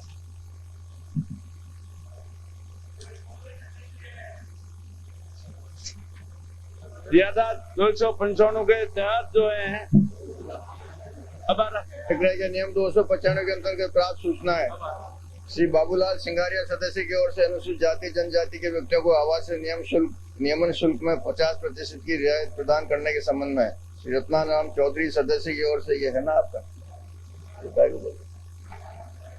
श्री रत्नाराम चौधरी सदस्य की ओर से जिला जालौर में जीरे की बुआई हुई फसल में रोग लगने के उत्पन्न स्थिति के संबंध में श्री सदस्य की ओर से मसूदा में बिशुलपुर परियोजना की पाइपलाइन निकालने और डालने के टेंडर साथ निकाले जाने के संबंध में श्री रामगोपाल आसन पैरों पर ऑफिसर गैलरी का आचरण देखिए आप। नहीं, अभी इतनी बड़ी शिक्षा दी है अध्यक्ष महोदय ने, सदस्य की ओर से चिकित्सा स्वास्थ्य अधिकारी द्वारा गोज, बैंडेज, कंबल एवं बेडशीट आदि की स्थिति नियम विरुद्ध खरीद करने के संबंध में ये देखिए वित्त मंत्री जी को और सिंचाई मंत्री जो वरिष्ठ है, ये गरिमा है सदन की। श्री मोहनलाल, ये सदन की गरिमा है। आप कौन सी गरिमा निभा रहे हैं?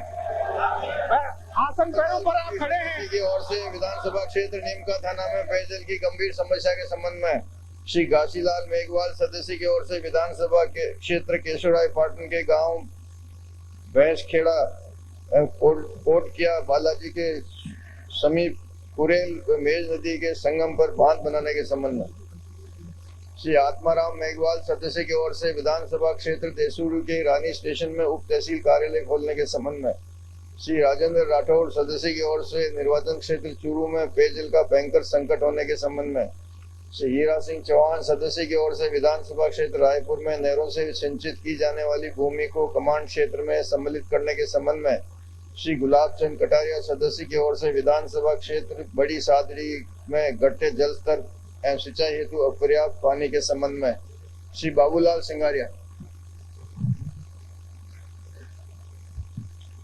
उपाध्यक्ष महोदय, राजस्थान विधानसभा के नियमों के नियम 295 के अंतर्गत अनुसूचित जाति एवं जनजाति के आवासीय नियमन शुल्क में 50% रियायत हेतु तथा अनुसूचित जाति व जनजाति के अधिकारों को संरक्षण देने बाबत माननीय उपाध्यक्ष महोदय, उपरोक्त विषय के तहत निवेदन है कि लैंड कन्वर्जन रूल्स 1981 के तहत अनुसूचित जाति एवं जनजाति के लोगों को उपाध्यक्ष महोदय, अभी जो सदन में जो हुआ है, अब क्या हो गया उसका? पहले एक माइक सा वो कहा था, क्या हो गया? मैं वित्त मंत्री जी ने कि पहले माननीय सदस्य जो है माफी मांगे, तो समाप्त हो गया प्रकरण। नहीं, समाप्त कहाँ हो गया? समाप्त कहाँ हो गया? ऐसे अपमानित होकर नहीं बैठे रहेंगे। समाप्त नहीं हुआ, समाप्त हो गया। उपाध्यक्ष महोदय, इस तरह की बातें सदन में हो जाए और आप किसी का अपमान करने दें, आपके जो है ना रहते हुए उचित नहीं है। उपाध्यक्ष महोदय, ये नहीं। माननीय सदस्य आप विराजे प्लीज। अन्य सदस्य अध्यक्ष महोदय उस पर व्यवस्था देंगे। माननीय उपाध्यक्ष महोदय, आप यूं ही सरकारी तौर पर इसको निकाल रहे हैं। आप हाजिर को डिक्टेट कर रहे हैं क्या? प्रस्ताव लाने की इस तरह से बेइज्जती करके और आप उसको रेगुलराइज कर रहे हैं, ये बहुत आपत्तिजनक बात है। मुझे बहुत तकलीफ है। आप भाषण को डिक्टेट कर रहे हैं क्या? आप भाषण को डिक्टेट नहीं कर सकते। माननीय उपाध्यक्ष महोदय, वो स्पीकर महोदय की ऑब्जर्वेशन थी। माननीय उपाध्यक्ष महोदय, वो रूलिंग नहीं थी, वो उनकी ऑब्जर्वेशन थी स्पीकर। अध्यक्ष महोदय खुद कह के गए हैं कि इस तरह के सदस्य के खिलाफ प्रस्ताव लाइए जिसने इस तरह गरिमा तोड़ी है। खुद अध्यक्ष महोदय कह के गए। आप प्रोसीडिंग आपको डिक्टेट कर रहे हैं सर। उपाध्यक्ष महोदय निर्णय दे दिया, खत्म हो गया। माननीय उपाध्यक्ष महोदय, आप प्रोसीडिंग्स मंगा के देख लें। उपाध्यक्ष महोदय, इस पे फैसला होना पड़ा। उपाध्यक्ष महोदय ऐसा नहीं मान। उपाध्यक्ष महोदय इसमें, माननीय उपाध्यक्ष महोदय नहीं, इसमें नहीं, अभी नहीं, उपाध्यक्ष महोदय नहीं था, उपाध्यक्ष महोदय नहीं था। ये उनका स्पीकर का ऑब्जर्वेशन था। माननीय उपाध्यक्ष महोदय, ये उनका ऑब्जर्वेशन था। It was not is ruling. माननीय उपाध्यक्ष महोदय, ये स्पीकर साहब की ऑब्जर्वेशन थी। It was not ruling. माननीय उपाध्यक्ष महोदय, इशू तो 0 आवर में उठेगा। क्वेश्चन आवर में तो प्रश्न उठता ही नहीं है। माननीय उपाध्यक्ष महोदय, क्वेश्चन आवर में आज हम लोग कोई जवाब नहीं उठता। माननीय उपाध्यक्ष महोदय, तो 0 आवर के बाद ही उठेगा। माननीय सदस्य, माननीय उपाध्यक्ष महोदय, 0 आवर में क्वेश्चन उठेगा। आप ऐसा है, माननीय अध्यक्ष महोदय ने जो व्यवस्था दी, व्यवस्था नहीं थी। नहीं व्यवस्था माननीय उपाध्यक्ष महोदय, व्यवस्था नहीं है। माननीय व्यवस्था नहीं है। माननीय व्यवस्था नहीं है। व्यवस्था नहीं है। माननीय उपाध्यक्ष महोदय, इट वाज ऑब्जर्वेशन, मुझसे कहा इट वाज ऑब्जर्वेशन, आपको प्रस्ताव लाना चाहिए। माननीय उपाध्यक्ष ऑब्जर्वेशन थी उनकी, ये रूलिंग थी। आप प्रोसीडिंग देख लें। अभिराजे प्लीज, अभिराजे। उपाध्यक्ष महोदय, अध्यक्ष महोदय ने कहा है कि प्रस्ताव लाइए, उन्होंने कंडीशन बताई है। कहा है उन्होंने, आप पढ़िए इसको, आप देखिए उसके। अभिराजे, अभिराजे, माननीय सदस्य, यदि आपको प्रस्ताव लाना था तो माननीय अध्यक्ष महोदय ने व्यवस्था दी या आपको कहा कि प्रस्ताव लाइए, उस समय ऑर्डर प्लीज, ऑर्डर, ऑर्डर। अभिराजे, अभिराजे, अभिराजे, अभिराजे। उसके बाद माननीय अध्यक्ष महोदय ने स्थगन प्रस्तावों को लेकर के उसमें व्यवस्था दे दी, तब तक तो आप कुछ लाए नहीं। वो खड़े बैठे माननीय उपाध्यक्ष महोदय, वो चेयर पे थे। माननीय उपाध्यक्ष महोदय, आप जाना ना, वो देख लीजिए आप, वो बैठे ही नहीं थे। माननीय उपाध्यक्ष बैठे ही नहीं थे, वो बैठे हुए नहीं थे माननीय उपाध्यक्ष महोदय। आप प्रोसीडिंग में देख लीजिए, आप प्रोसीडिंग में देख लीजिए माननीय उपाध्यक्ष महोदय, आप प्रोसीडिंग देखिए उपाध्यक्ष महोदय, माननीय उपाध्यक्ष प्रोसीडिंग देखिए। अध्यक्ष महोदय नीचे बैठे नहीं थे चेयर पे अपने, माननीय उपाध्यक्ष चेयर पे बैठे नहीं थे। माननीय उपाध्यक्ष, माननीय उपाध्यक्ष, आपने फरमाया कि अध्यक्ष ने कोई व्यवस्था दी है। माननीय उपाध्यक्ष जी, अध्यक्ष जी ने अपना एक ये कहा था कि इस प्रकार के व्यवहार के लिए और उसको प्रस्ताव लाना चाहिए। आपने ये फरमाया कि उसके बाद में सभी प्रस्तावों को व्यवस्था दी। माननीय उपाध्यक्ष जी, ये प्रस्ताव लाने के लिए कोई सीमा अपने यहाँ है नहीं। जिस कंडक्ट के लिए आपने उन्हें कहा था आसन से और एक डायरेक्शन दिया था कि इसके लिए प्रस्ताव लाया जाए, तो इसमें कोई सीमा पाबंदी नहीं है। उन्होंने आसन से लेके आज भी उस वक्त भी उसमें प्रस्ताव लाने में कोई सीमा समय नहीं है माननीय उपाध्यक्ष जी, और ये प्रस्ताव लाया जाना चाहिए।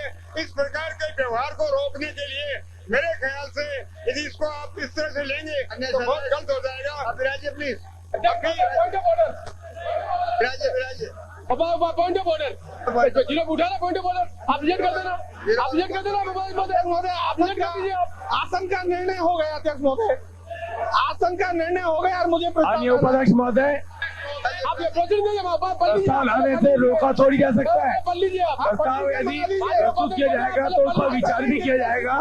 पार्टी के चीफ ये संसदीय परंपरा और गरिमा का अमर्यादित जो व्यवहार जो किए हैं उस पर रोक के लिए प्रस्ताव लाया जा रहा है। प्रस्ताव लाना एक संसदीय अधिकार है, कार्रवाई देख लें। कोई फाइनल वर्डिक्ट नहीं पास किया गया। अध्यक्ष महोदय ने माननीय उपाध्यक्ष महोदय, मुख्य सचिव महोदय को कहा है, माननीय उपाध्यक्ष महोदय ने इस तरीके से मुख्य सचिव महोदय को प्रस्ताव लाने के लिए कहा है। विपक्ष के सदस्यों के द्वारा उस पर नियंत्रण प्रभावी लाने के लिए जरूरी है कि प्रस्ताव लाया जाए।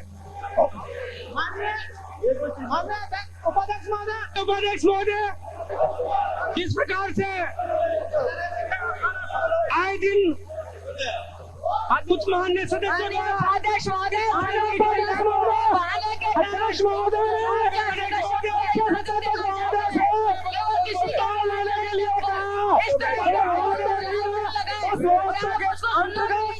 मुख्य सचेतक महोदय प्रस्ताव ला रहे हैं। लफ्ज का कारण बताकर इस तरह की इजाजत देना, लांछन बेहूदे ढंग के लगाए हुए यूं के यूं कायम रखना और आपको जो है ना वापसी के लिए नहीं करना, ये आप अगर कायम करना चाहते हैं तो मैं समझती हूँ इससे बुरा उदाहरण कोई भी नहीं हो सकता है।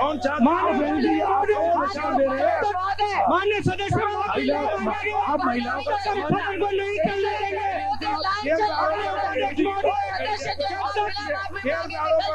यह सदन का तौहीन है, सालों महिला समाज का तौहीन है और मैं अपने आप को बहुत दुखी महसूस करती हूँ।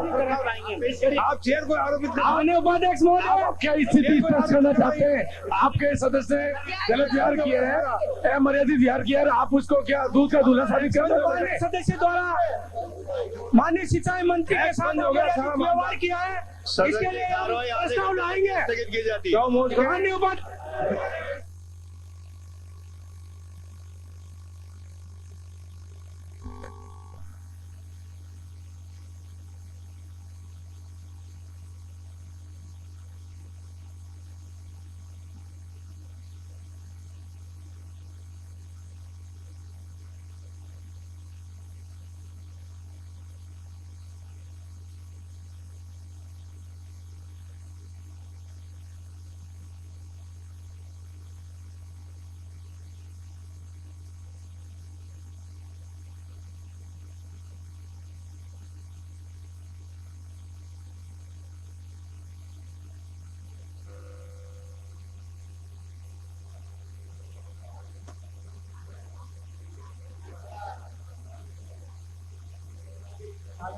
सभापति महोदय, सदन की कार्रवाई को आगे चलाओ, हमारे तो सारा मामला ही रखा हुआ है। सदन की कार्रवाई 2 बजे कुछ भी नियमों का फैसला हो रहा है इसमें।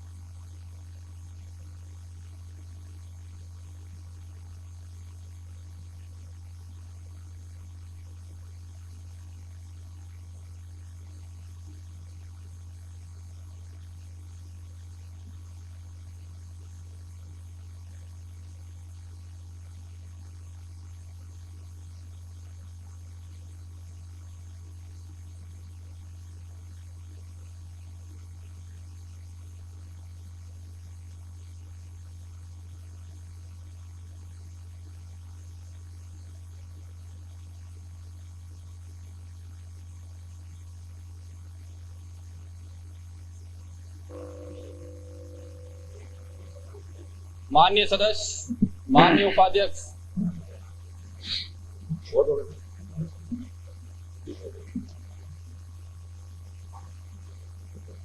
प्रतिपक्ष के नेता महोदय, धृतराष्ट्र की तरह अपने दुर्योधन का आचरण आंखों में पट्टी बांधकर मत देखी। तो इस सदन में हुआ है वो पूरे देश के संसद। उपाध्यक्ष महोदय, ये एक सदन में जो कुछ हुआ सारा हिंदुस्तान की जनता देख रही है इसको। इस सदन के वरिष्ठतम सदस्य होने के नाते आप अपने उसमें क्यों सीख दे रहे हो? उपाध्यक्ष महोदय, आज दिनांक 10 अप्रैल 2002 को प्रश्नकाल के दौरान माननीय सिंचाई मंत्री द्वारा प्रश्न का उत्तर देते समय कोलायत से आने वाले माननीय सदस्य श्री देवी सिंह भाटी जोर जोर से चिल्ला कर असंसदीय भाषा का खड़े खड़े प्रयोग करते रहे। आसन के निर्देशों की निरंतर अवहेलना करते हुए निरंतर आत्मक मुद्दा में मंत्री जी द्वारा शब्दों का प्रहार करने के साथ अशोभनीय भाव भंगनाएं बनाते हुए अपने हाथों का प्रदर्शन कर रहे थे, जैसे वो क्रोधावेश में बेकाबू हो गए।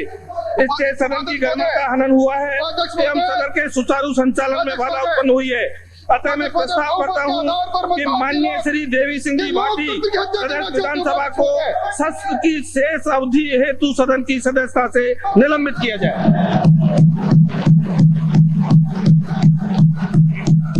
उपाध्यक्ष महोदय,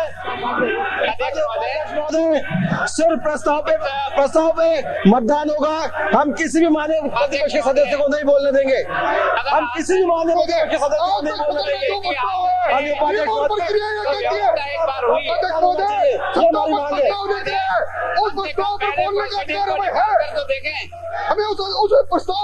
माननीय उपाध्यक्ष महोदय, हम प्रतिपक्ष के किसी माननीय सदस्य को नहीं बोलने देंगे। प्रस्ताव आ चुका है, प्रस्ताव पे मतदान हो। ऐसे ही तो मतदान हो जाए उपाध्यक्ष महोदय। प्रस्ताव पे मतदान हो उपाध्यक्ष महोदय। इसके अलावा कोई बात नहीं होगी। हम शालीनता रखते रखते आज ये स्थिति आ गई है कि स्थिति बेकाबू होती जा रही है। बात को सुन करके और सही का माननीय संयम लोड़ा ने कि माननीय प्रतिपक्ष के नेता धृतराष्ट्र की तरह आंख पर पट्टी बांध कर देखे जा रहे हैं। हम उनके मान सम्मान से चुप रहते आए। जैसे मैं कहा कि भविष्य में अगर आप सदन को ठीक प्रकार से चलाना चाहें, अध्यक्ष जी ने जब एक बार इस सारी घटना माननीय उपाध्यक्ष महोदय, हम नहीं बोलने देंगे। हमारा प्रस्ताव आ चुका, प्रस्ताव मतदान हो। सदन में नई परंपरा उपाध्यक्ष महोदय उनकी मंशा सदन के अंदर उपाध्यक्ष महोदय, हम किसी भी प्रतिपक्ष के नेता का भाषण नहीं सुनना चाहेंगे। माननीय उपाध्यक्ष महोदय, माननीय उपाध्यक्ष महोदय, हम नहीं सुनेंगे। हम प्रतिपक्ष के उपनेता को नहीं सुनेंगे। अपनी तरफ से एक प्रस्ताव ले लिया। अरे तो पढ़ो तो सही। अरे तो पढ़ो तो सही। अगर यही बात है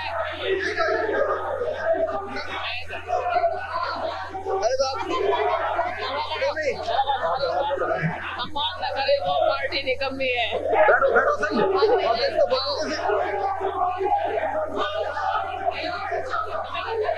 माननीय सदस्य, आप लोग बिराजिए प्लीज, बिराजिए। बैठो, मैं पढ़ूंगा सब। उस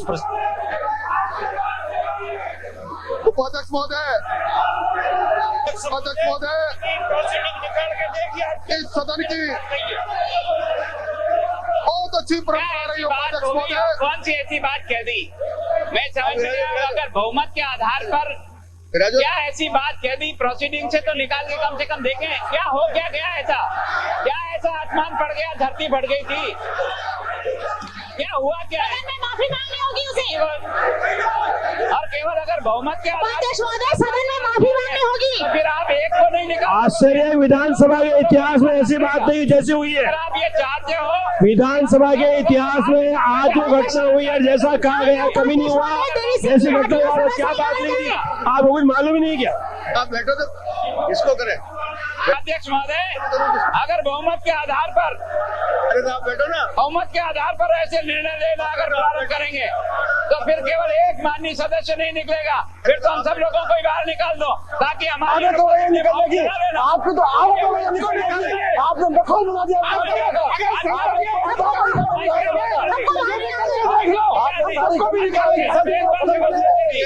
आगे के लिए व्यवस्था धमकी मत दीजिए, मत दीजिए। प्रश्न ये है, सरकारी मुख्य सचिव ने जो प्रस्ताव सदन में है उस पर हमारे विचार व्यक्त करना चाहते हैं उपाध्यक्ष महोदय। ये नई परंपरा आप कहाँ से डाल रहे हो उपाध्यक्ष महोदय?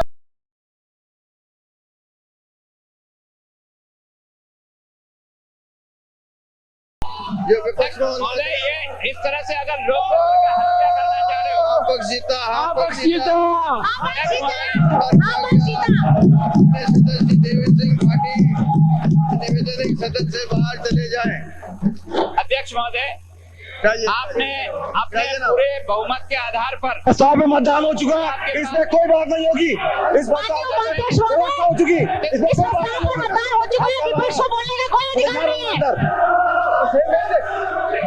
उपाध्यक्ष महोदय, प्रस्ताव में मतदान हो चुका। अगर ये बहुमत के आधार पर माननीय उपाध्यक्ष महोदय, मुझे संरक्षण दिलाया जाए। और अगर सदन ने अपने इस भारी बहुमत का ये दुरुपयोग करके और किसी भी सदस्य को बहुमत आपका दिया हुआ नहीं है, हमें उसके बहुमत आपका दिया हुआ नहीं है, बहुमत जनता ने दिया है। बहुमत के आधार पर अगर इस प्रकार का निर्णय आपने कर लिया तो फिर ये सदन, आप अगर ये चाहते हैं कि हम में से भी कोई उपस्थित न रह करके अगर ये सदन का बचा हुआ काम बहुमत आपका दिया हुआ नहीं है, बहुमत जनता का दिया हुआ है। आप क्या बात है,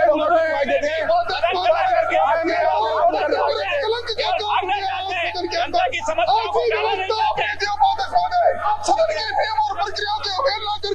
जिस तरह का प्रस्ताव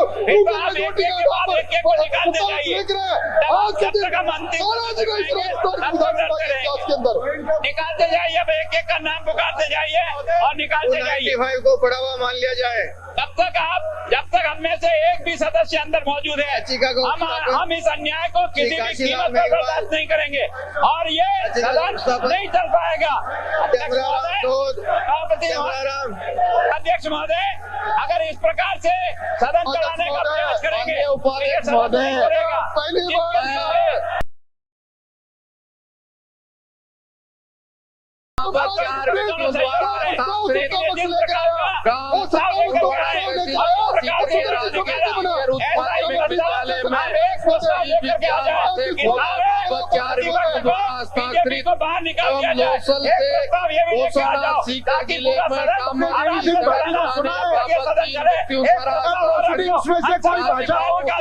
और उसके बाद करता हूँ इस अभिमान के साथ कि तुम्हारे पास इतनी भारी भारी इसके कारण एक प्रस्ताव और रखो, ये बचे हुए सारे लोग हैं।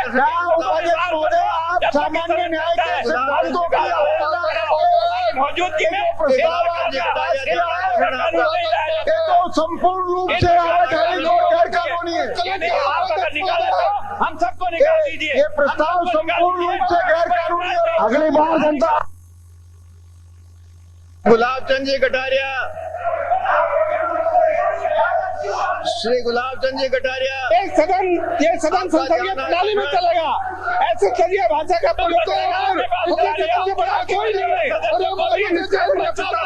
ऐसी कौन सी टिप्पणी कर दी थी इसके आधार पर आज बहुमत के आधार पर इन्होंने एक मान्य सदस्य को सदन से बाहर निकालने का प्रस्ताव आप लेकर आए। आपने एक तरह से लोकतंत्र का गला घोटने का काम किया है। उपाध्यक्ष महोदय, मैं प्रस्ताव करता हूं कि के संबंध में 31 मार्च 2023 प्राप्त होने वाले वर्ष में किए जाने वाले राज्यपाल महोदय को 85 करोड़ 13,000 रुपए तक की राशि, जिसमें एकानुपात द्वारा अनुदान राशि भी सम्मिलित प्रदान की जाए। उपाध्यक्ष महोदय, आपकी अनुमति से उपाध्यक्ष महोदय प्रस्ताव करता हूं कि उपाध्यक्ष महोदय अंक संख्या 17 के अंदर कृपया के संबंध में मेहरबानी करके उपाध्यक्ष महोदय लोकतंत्र के विपरीत उपाध्यक्ष महोदय जो नियम और प्रक्रियाओं के विपरीत उपाध्यक्ष महोदय 30 करोड़ 89,070 राशि इसमें अनुदान राशि सम्मिलित प्रदान की जाए। और जिस प्रकार से विपक्ष का गला घोटने का प्रयास किया है, मैं सोचता हूँ उपाध्यक्ष महोदय ये परंपराओं का हनन कर रहे हैं और एक राजस्थान के लिए नई मिसाल बना करके पेश कर रहे हैं कि किस तरीके से जो है इस विधानसभा के अंदर यहाँ के आकर सदस्य आचरण करते हैं। आप आने बहुमत जिनका हो सकता है कल दूसरों का हो सकता है। ये सदन नियमों से चलेगा, परंपराओं से चलेगा। नियम और परंपराओं को तोड़कर जो प्रस्ताव सत्ता पक्ष लेकर आए उपाध्यक्ष महोदय, उस पर पहले विचार होना चाहिए था। ऐसी क्या टिप्पणी कर दी थी माननीय देवी सिंह जी ने जब आज बहुमत के आधार पर इस तरह का प्रस्ताव ये लेकर आए। उपाध्यक्ष महोदय, ये लोकतंत्र की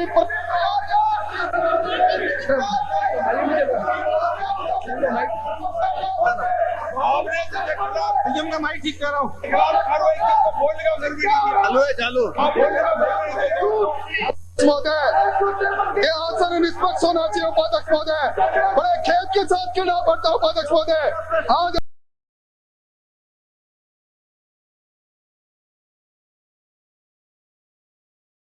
उपाध्यक्ष महोदय, इसलिए मैं निवेदन करना चाहूँगा हासिल कर रहा है सदन चलाने की जिम्मेवारी सत्ता पक्ष के साथ साथ विपक्ष को भी है कि हमने देखा सत्ता के मत में चोर मुख्य सदस्य की जो प्रस्ताव लेकर आए हैं मुख्यमंत्री बने हम जानना चाहते हैं परिणाम भुगतना पड़ सकता है जिन बातों को लेकर और हमने देखा लेकर आए एक स्वयं सेवक जब देश का प्रधानमंत्री बने तो देश की जनता को क्या भुगतना पड़ सकता है। एक तरफा अन्य उपाध्यक्ष महोदय अपने हाथियों की गतिविधियों पर उपाध्यक्ष महोदय को कलंकित तो महसूस करते हैं, सदन को बताई नहीं गई, लेकिन भारत की जनता ने आखिर मासी कौन सी बात शिखर पर उनको बिठाया है और आपने एक तरफा अपने राम सदस्य को हल नहीं किया है। ये सीधा लोग उठावा घाट है। उपाध्यक्ष महोदय, ईसाइयों पर हमला हो,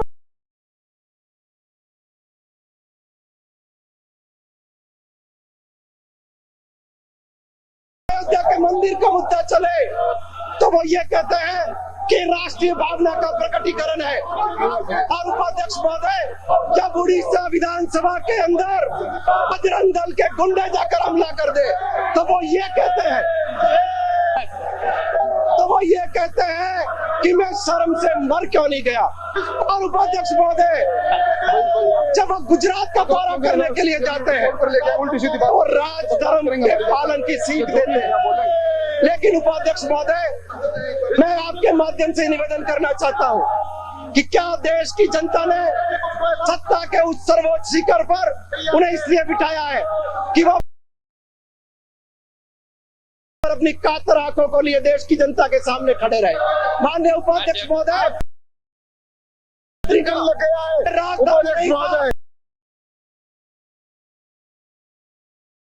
उस पर हम लगा रहे हैं।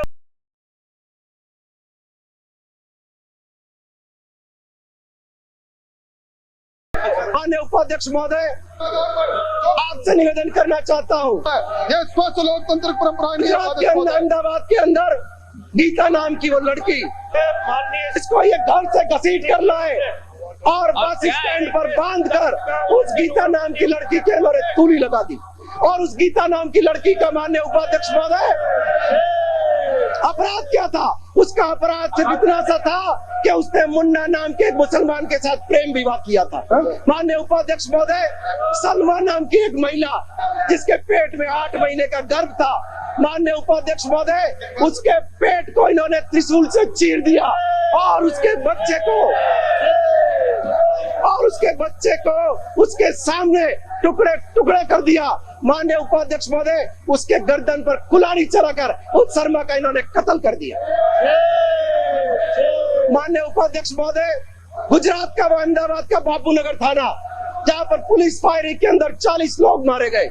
माननीय उपाध्यक्ष महोदय, उस बापूनगर इलाके के अंदर हिंदू भी रहते हैं, मुसलमान भी रहते हैं और वहाँ 30 से 25 साल की उम्र के 40 मुस्लिम नवयुवक पुलिस फायरिंग में मारे गए। अगर उस व्यवस्था के मैं व्यवस्था का प्रश्न उठाना चाहता हूँ माननीय उपाध्यक्ष, व्यवस्था दे दी गई। मैं व्यवस्था का प्रश्न उठाना चाहता हूँ। इस तरीके का आचरण किया मैं उस सारे को और उसके बाद और उसके बाद भविष्य के लिए भी उन्होंने कहा कि जिले का निवासी शासन पक्ष को भविष्य में इस प्रकार की कोई अव्यवस्था और हाउस नहीं चलता है तो उसके लिए मोशन लेकर के आना चाहिए।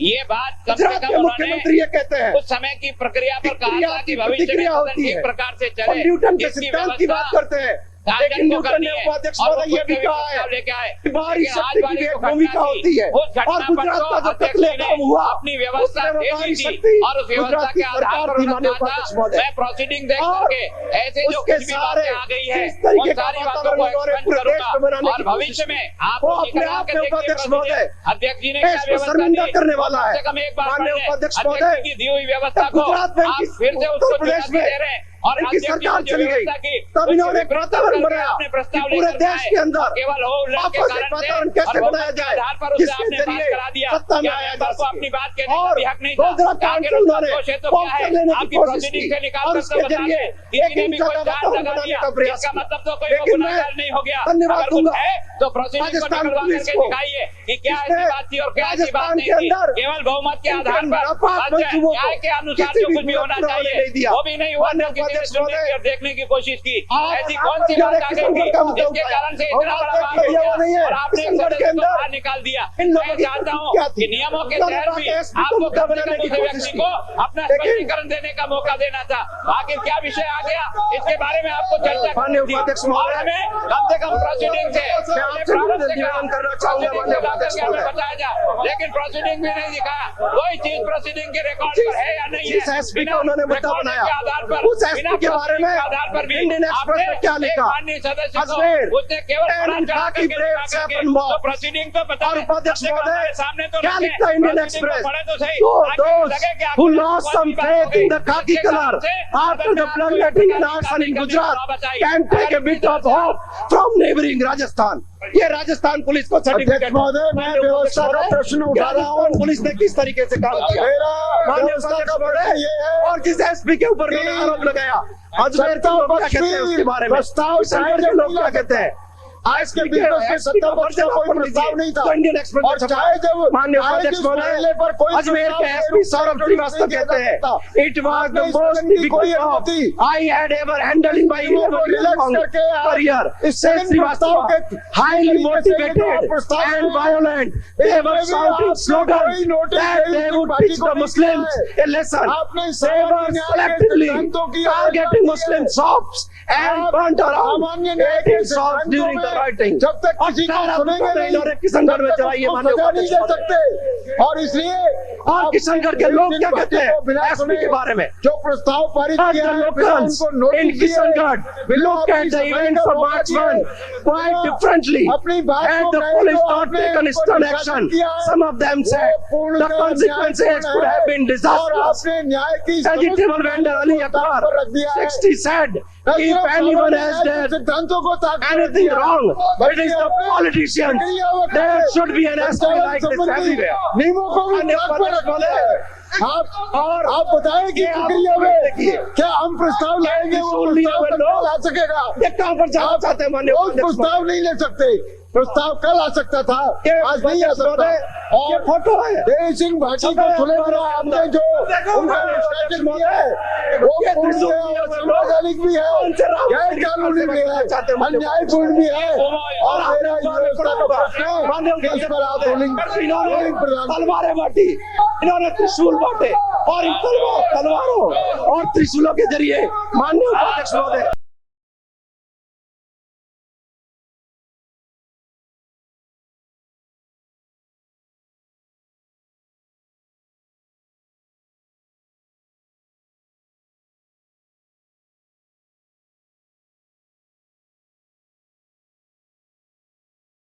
मैं आंकड़ों की तरफ आपको ध्यान दिलाना चाहूंगा।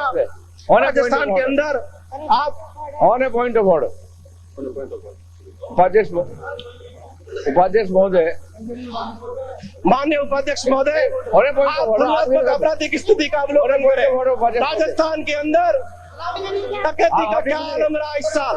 1999 में डकैती के 109 मामले हुए, 2000 में 99 हुए और 2001 में मात्र 60 मामले हुए। इसका मतलब यह है कि राजस्थान के अंदर 39.39% की कमी आई है। माननीय उपाध्यक्ष महोदय, आप हत्या के मामले सिरोही से आने वाले माननीय सदस्य को आपने कोई स्पेशल लाइसेंस के मामले दर्ज हुए, कोई भी सदस्य नहीं बोलेगा, वही बोलते रहेंगे। 2000 में 1513 हुए। आप किस तरीके से हाउस चला रहे हो? 2001 के अंदर इतिहास गवाह है आपकी निष्पक्षता पर पूर्ण रूप से प्रश्न चिन्ह हम लगा रहे हैं। किस तरीके से हाउस चला रहे हैं आप? किसी की बात नहीं सुन रहे, किसी का मुद्दा नहीं सुन रहे। आप खड़े खड़े हाउस के क्या उत्तर दे रहे हैं? आपको क्या अधिकार है? आने वाली भविष्य में आइए, भविष्य के लिए बैठिए। न्याय करने के ऐसे परंपरा को बोल के आप क्या दे रहे हैं आसन को? आसन से कुछ भी कहने को जब तक आप खड़े हैं, गैलरी में आपको कोई हक नहीं पड़ता है। उपाध्यक्ष महोदय, ये त्रिशूल आप सुनो सुनिए, क्या रोकेंगे? क्या रोकेंगे आप मेरे को? नहीं, आप मेरे को ये कह रहा हूँ, ये कह रहा हूँ, ये कह रहा हूँ, आवश्यकता पड़ी तो निकालूंगा और निकालूंगा, ये कह रहा हूँ। आवश्यकता पड़ी तो और निकालूंगा।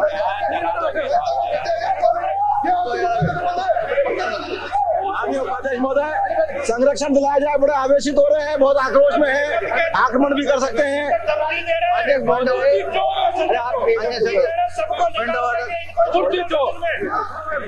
उपाध्यक्ष महोदय, मैं माननीय मुख्य सचेतक के प्रस्ताव के गुणागुण के ऊपर कोई यहाँ पर राय व्यक्त नहीं कर रहा हूँ। मैं सिर्फ आपसे एक निवेदन करना चाहता हूँ कि ये सर्वथा प्राकृतिक न्याय के सिद्धांतों के प्रतिकूल है कि कोई प्रस्ताव आए और जिसके खिलाफ कोई आरोप हो। माननीय सदस्य के खिलाफ आरोप है, धृतराष्ट्र बन जाओ, धृतराष्ट्र आपकी व्यवस्था हो चुकी है, आपके ऊपर पॉइंट ऑफ ऑर्डर नहीं आ सकता। जिस मुद्दे पे आपकी व्यवस्था हो चुकी है उसके और की सभा नहीं है, नहीं आ सकता। ध्यान रखना, क्योंकि आगे कार्रवाई शुरू हो चुकी है। जो जिस मुद्दे पे आसन की व्यवस्था दी जा चुकी हो, आगे की कार्रवाई शुरू हो चुकी हो, पॉइंट ऑफ ऑर्डर नहीं आ सकता। आप बताइए, प्रोग्राम नहीं आ सकता। माननीय उपाध्यक्ष महोदय, आपकी आज्ञा हो तो मैं निवेदन करूँ। व्यवस्था आसन देगा, माननीय उपाध्यक्ष व्यवस्था आसन देगा, आप बैठिए। मैं तो आसन से मांग रहा हूँ माननीय सदस्य, आसन से अनुमति मांग रहा हूँ माननीय सदस्य। मेरे को आसन से व्यवस्था होना चाहिए। उपाध्यक्ष महोदय, मना कहा किया? Let me complete. बोले तो बोले ना, तो मैं क्या मना करूं? तो कॉल अपॉन किया ना बोलने के लिए, क्या बात कर रहे हो? लेट मी कंप्लीट उपाध्यक्ष महोदय। तो उपाध्यक्ष महोदय, मैं ये निवेदन कर रहा था कि जो भी आरोप माननीय कोलाय से आने वाले सदस्य के खिलाफ लगाया गया है, एक मिनट, वो चैप्टर तो खत्म हो गया। नहीं हुआ खत्म, आप सुनिए एक मिनट। आपने आपके सदस्य बोलने नहीं दे रहे हैं, आपने उनको सुना ही नहीं, आपने उनको सुना ही नहीं। माननीय उपाध्यक्ष महोदय, तो मैं आपको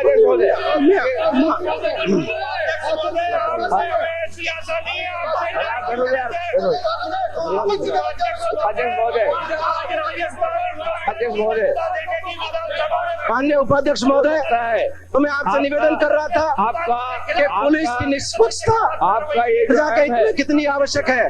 माननीय उपाध्यक्ष महोदय, मैं जनसत्ता की एक खबर आपको सुनाना चाहता हूँ माननीय सदस्य को। बहुमत के दम पर अहमदाबाद 7 अप्रैल नरसंहार के 2 दिन बाद जब पत्रकारों ने मुख्यमंत्री नरेंद्र मोदी से पुलिस की निष्क्रियता के बारे में पूछा तो थमथमाते हुए मोदी ने जवाब दिया था, हमारी पुलिस ने लोगों को मार डाला। नरसंहार 28 फरवरी और 1 मार्च को बापूनगर थाने के पास हुआ था और उसमें पुलिस फायरिंग में 40 लोग मारे गए। क्या बोलो अध्यक्ष महोदय, नहीं चलेगा ये जो बिहार में मारे गए जो नौसियाबाद मुसलमान थे और छाती में सिर्फ गोली में ये जो लाठियां चलाई, मारे गए 40 लाठियां में गुंडागर्दी की, ये जो गोलियां चलाई, ये जो लोगों को मारा, ये गंगापुर सिटी के अंदर 30 से लोग मारे, ये ये हत्या चलाने वाले, ये गंगापुर सिटी में गोलियां चला कर लोगों को मारने वाले, ये क्या अच्छा कर रहे?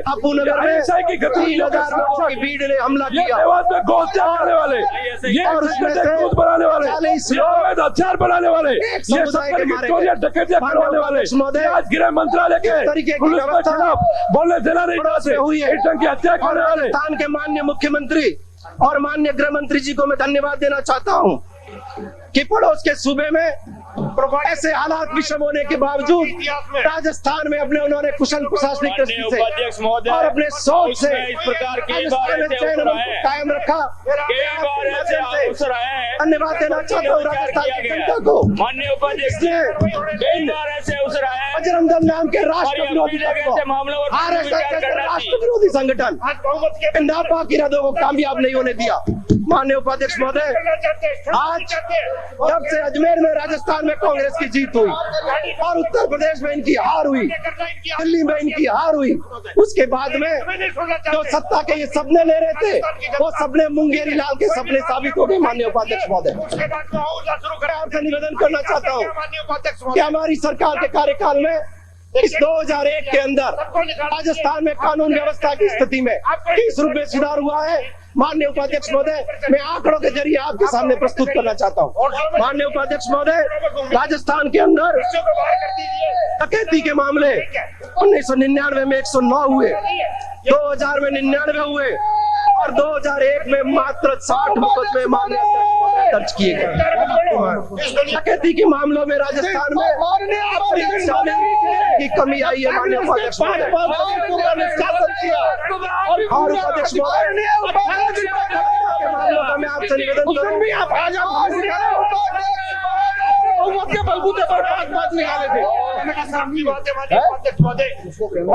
मैं आपसे निवेदन करना चाहता हूँ, माननीय उपाध्यक्ष महोदय, निकाल दूंगा। बलात्कार में कमी आई है। माननीय उपाध्यक्ष महोदय, ये बहुमत के आधार पर ये क्या सबको बाहर निकालने के लिए मुख्य सचिव ने कह रहे हैं? वो आसन पे बैठे हैं क्या? वो बाहर निकालने वाले कौन? हमको भी जनता ने चुना। उपाध्यक्ष महोदय, हमारी बात भी सुननी पड़ेगी। आपने गलत वर्ड प्रयोग किए। मैं प्रस्ताव रखता हूँ मुख्य सचेतक को निकाल दिया जाए बाहर। माननीय उपाध्यक्ष महोदय, जो प्रतिपक्ष को बाहर निकाला गया, चालानी प्रतिशत भी राजस्थान के अंदर नापक जीता।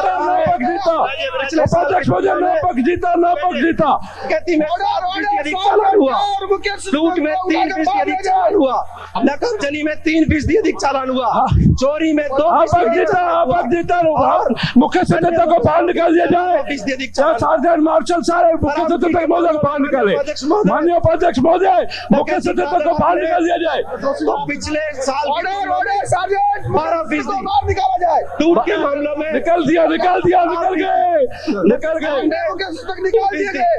चोरी के अंदर 5% और अन्य मामलों के अंदर अब मुख्य सचेतक महोदय को बाहर निकाल दिया जाए। जो वहाँ के राजस्थान जो पक्ष में वो हाँ के मुख्य सचेतक को बाहर निकाल दिया जाए। माननीय उपाध्यक्ष महोदय, बहुमत के आधार पर ऑर्डर मार्शल के द्वारा बाहर निकाल दिया जाए। के अंदर अशोक गहलोत ये इशारा इधर उधर इशारा करने वाले सीपी जोशी साहब, शिक्षा मंत्री महोदय को बाहर निकाल दिया जाए। जो बाहर निकालने के पक्ष में वो आ गए। मैं आपसे निवेदन करना चाहता हूँ, पारित करने का कष्ट करें। माननीय उपाध्यक्ष महोदय, गृह मंत्री जी, माननीय उपाध्यक्ष महोदय, माननीय उपाध्यक्ष महोदय,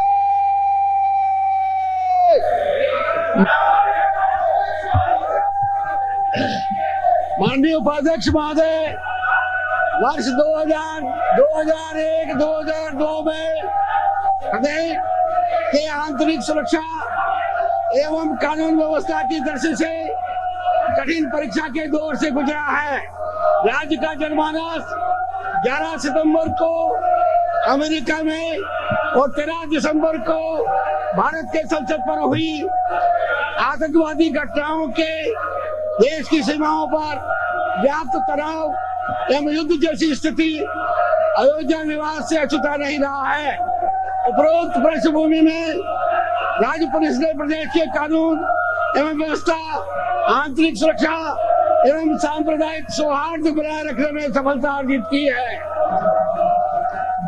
वर्ष के दौरान राज्य की पुलिस ने अपराध नियंत्रण, कमजोर वर्गों की सुरक्षा, महिलाओं पर होने वाले अत्याचारों और रोकथाम, विभिन्न चुनावों, मेले एवं त्योहारों को शांतिपूर्ण ढंग से संपन्न कराने में अहम भूमिका निभाई है।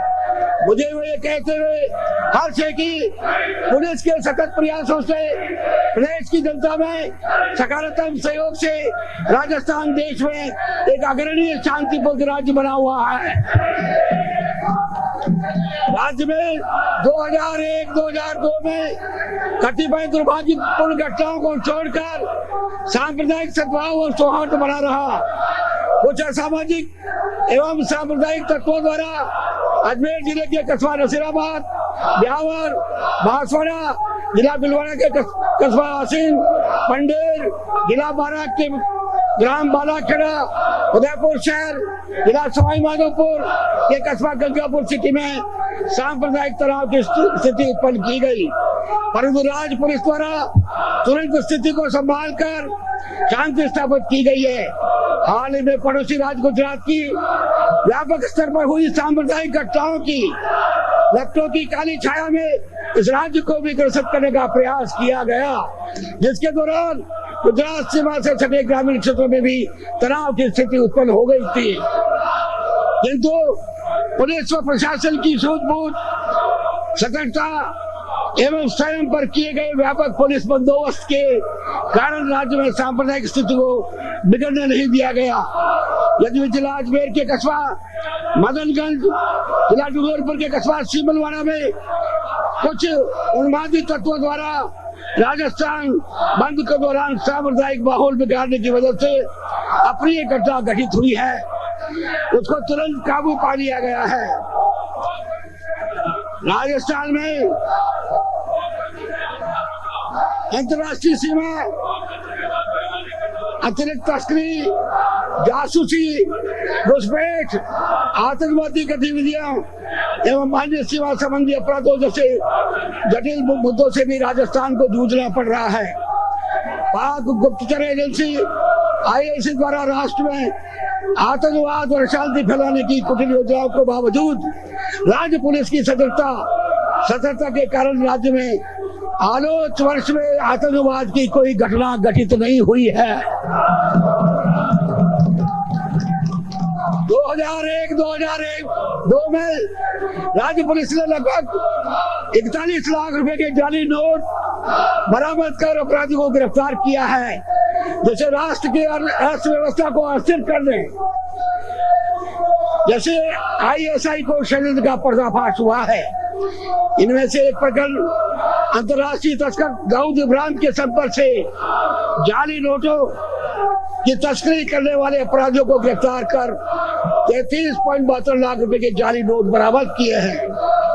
भारतीय दंड संहिता के अंतर्गत राज्य में दर्ज कुल अपराधों की संख्या में 1999-2000 की अपेक्षा निरंतर गिरावट आई है। विशेष रूप से डकैती, हत्या, लूट और बलात्कार जैसे गंभीर अपराधों में उल्लेखनीय कमी आई है।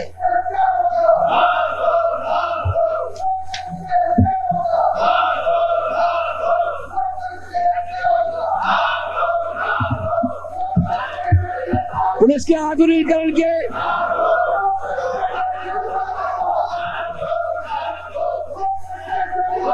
उपाध्यक्ष महोदय, राजस्थान के पुलिस कर्मियों ने बहुत अच्छा काम किया है।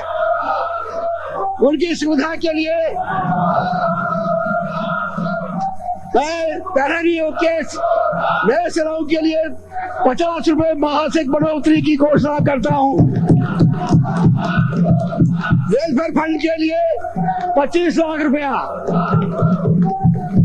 एनिमल फंड के लिए 15 लाख रुपया, उत्सव फंड के लिए 10 लाख रुपया, स्पोर्ट्स फंड के लिए 10 लाख रुपए की घोषणा करता हूँ। इसी प्रकार कारागार के प्रहरियों के लिए भी 50 रुपए मासिक बढ़ोतरी की घोषणा करता हूँ। साथ ही हमारे होमगार्ड में जो स्थायी कर्मचारी हैं उनके बेस भत्ते के लिए 50 रुपए मासिक की घोषणा करता हूँ। 5 लाख रुपए होमगार्ड के लिए और 5 लाख रुपए कारागार के लिए बेनिफिट फंड के लिए घोषणा करता हूँ।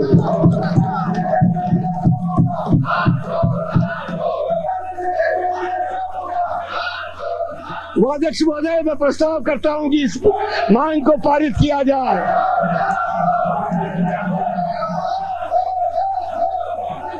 उपाध्यक्ष महोदय, मैं मांग करता हूं कि मांग संख्या 17 को पास किया जावे। प्रश्न है कि मांग संख्या 16 पुलिस के संबंध में 31 मार्च 2003 को समाप्त होने वाले वर्ष में किया जाने वाले के निमित्त राज्यपाल महोदय को रुपए 7,88,26,13,000 तक की राशि, जिसमें लेखानुदान द्वारा अनुदित राशि भी सम्मिलित है, प्रदान की जाए। जो पक्ष में वहाँ गए, जो विपक्ष में ना गए, हाँ पक्षीता मांग स्वीकार की गई। प्रश्न है कि मांग संख्या 17 कारागार के संबंध में 31 मार्च 2003 को समाप्त होने वाले वर्ष में किए जाने वाले के निमित्त राज्यपाल महोदय को रुपए 30,53,79,000 तक की राशि, जिसमें लेखानुदान द्वारा राशि भी सम्मिलित है, प्रदान की जाए। जो पक्ष में वहाँ गए, जो पक्ष में ना गए, हाँ पक्षीता मांग स्वीकार की गई। सदन की बैठक गुरुवार दिनांक 11 अप्रैल 2002 के प्रातः 11 बजे तक के लिए स्थगित की जाती है।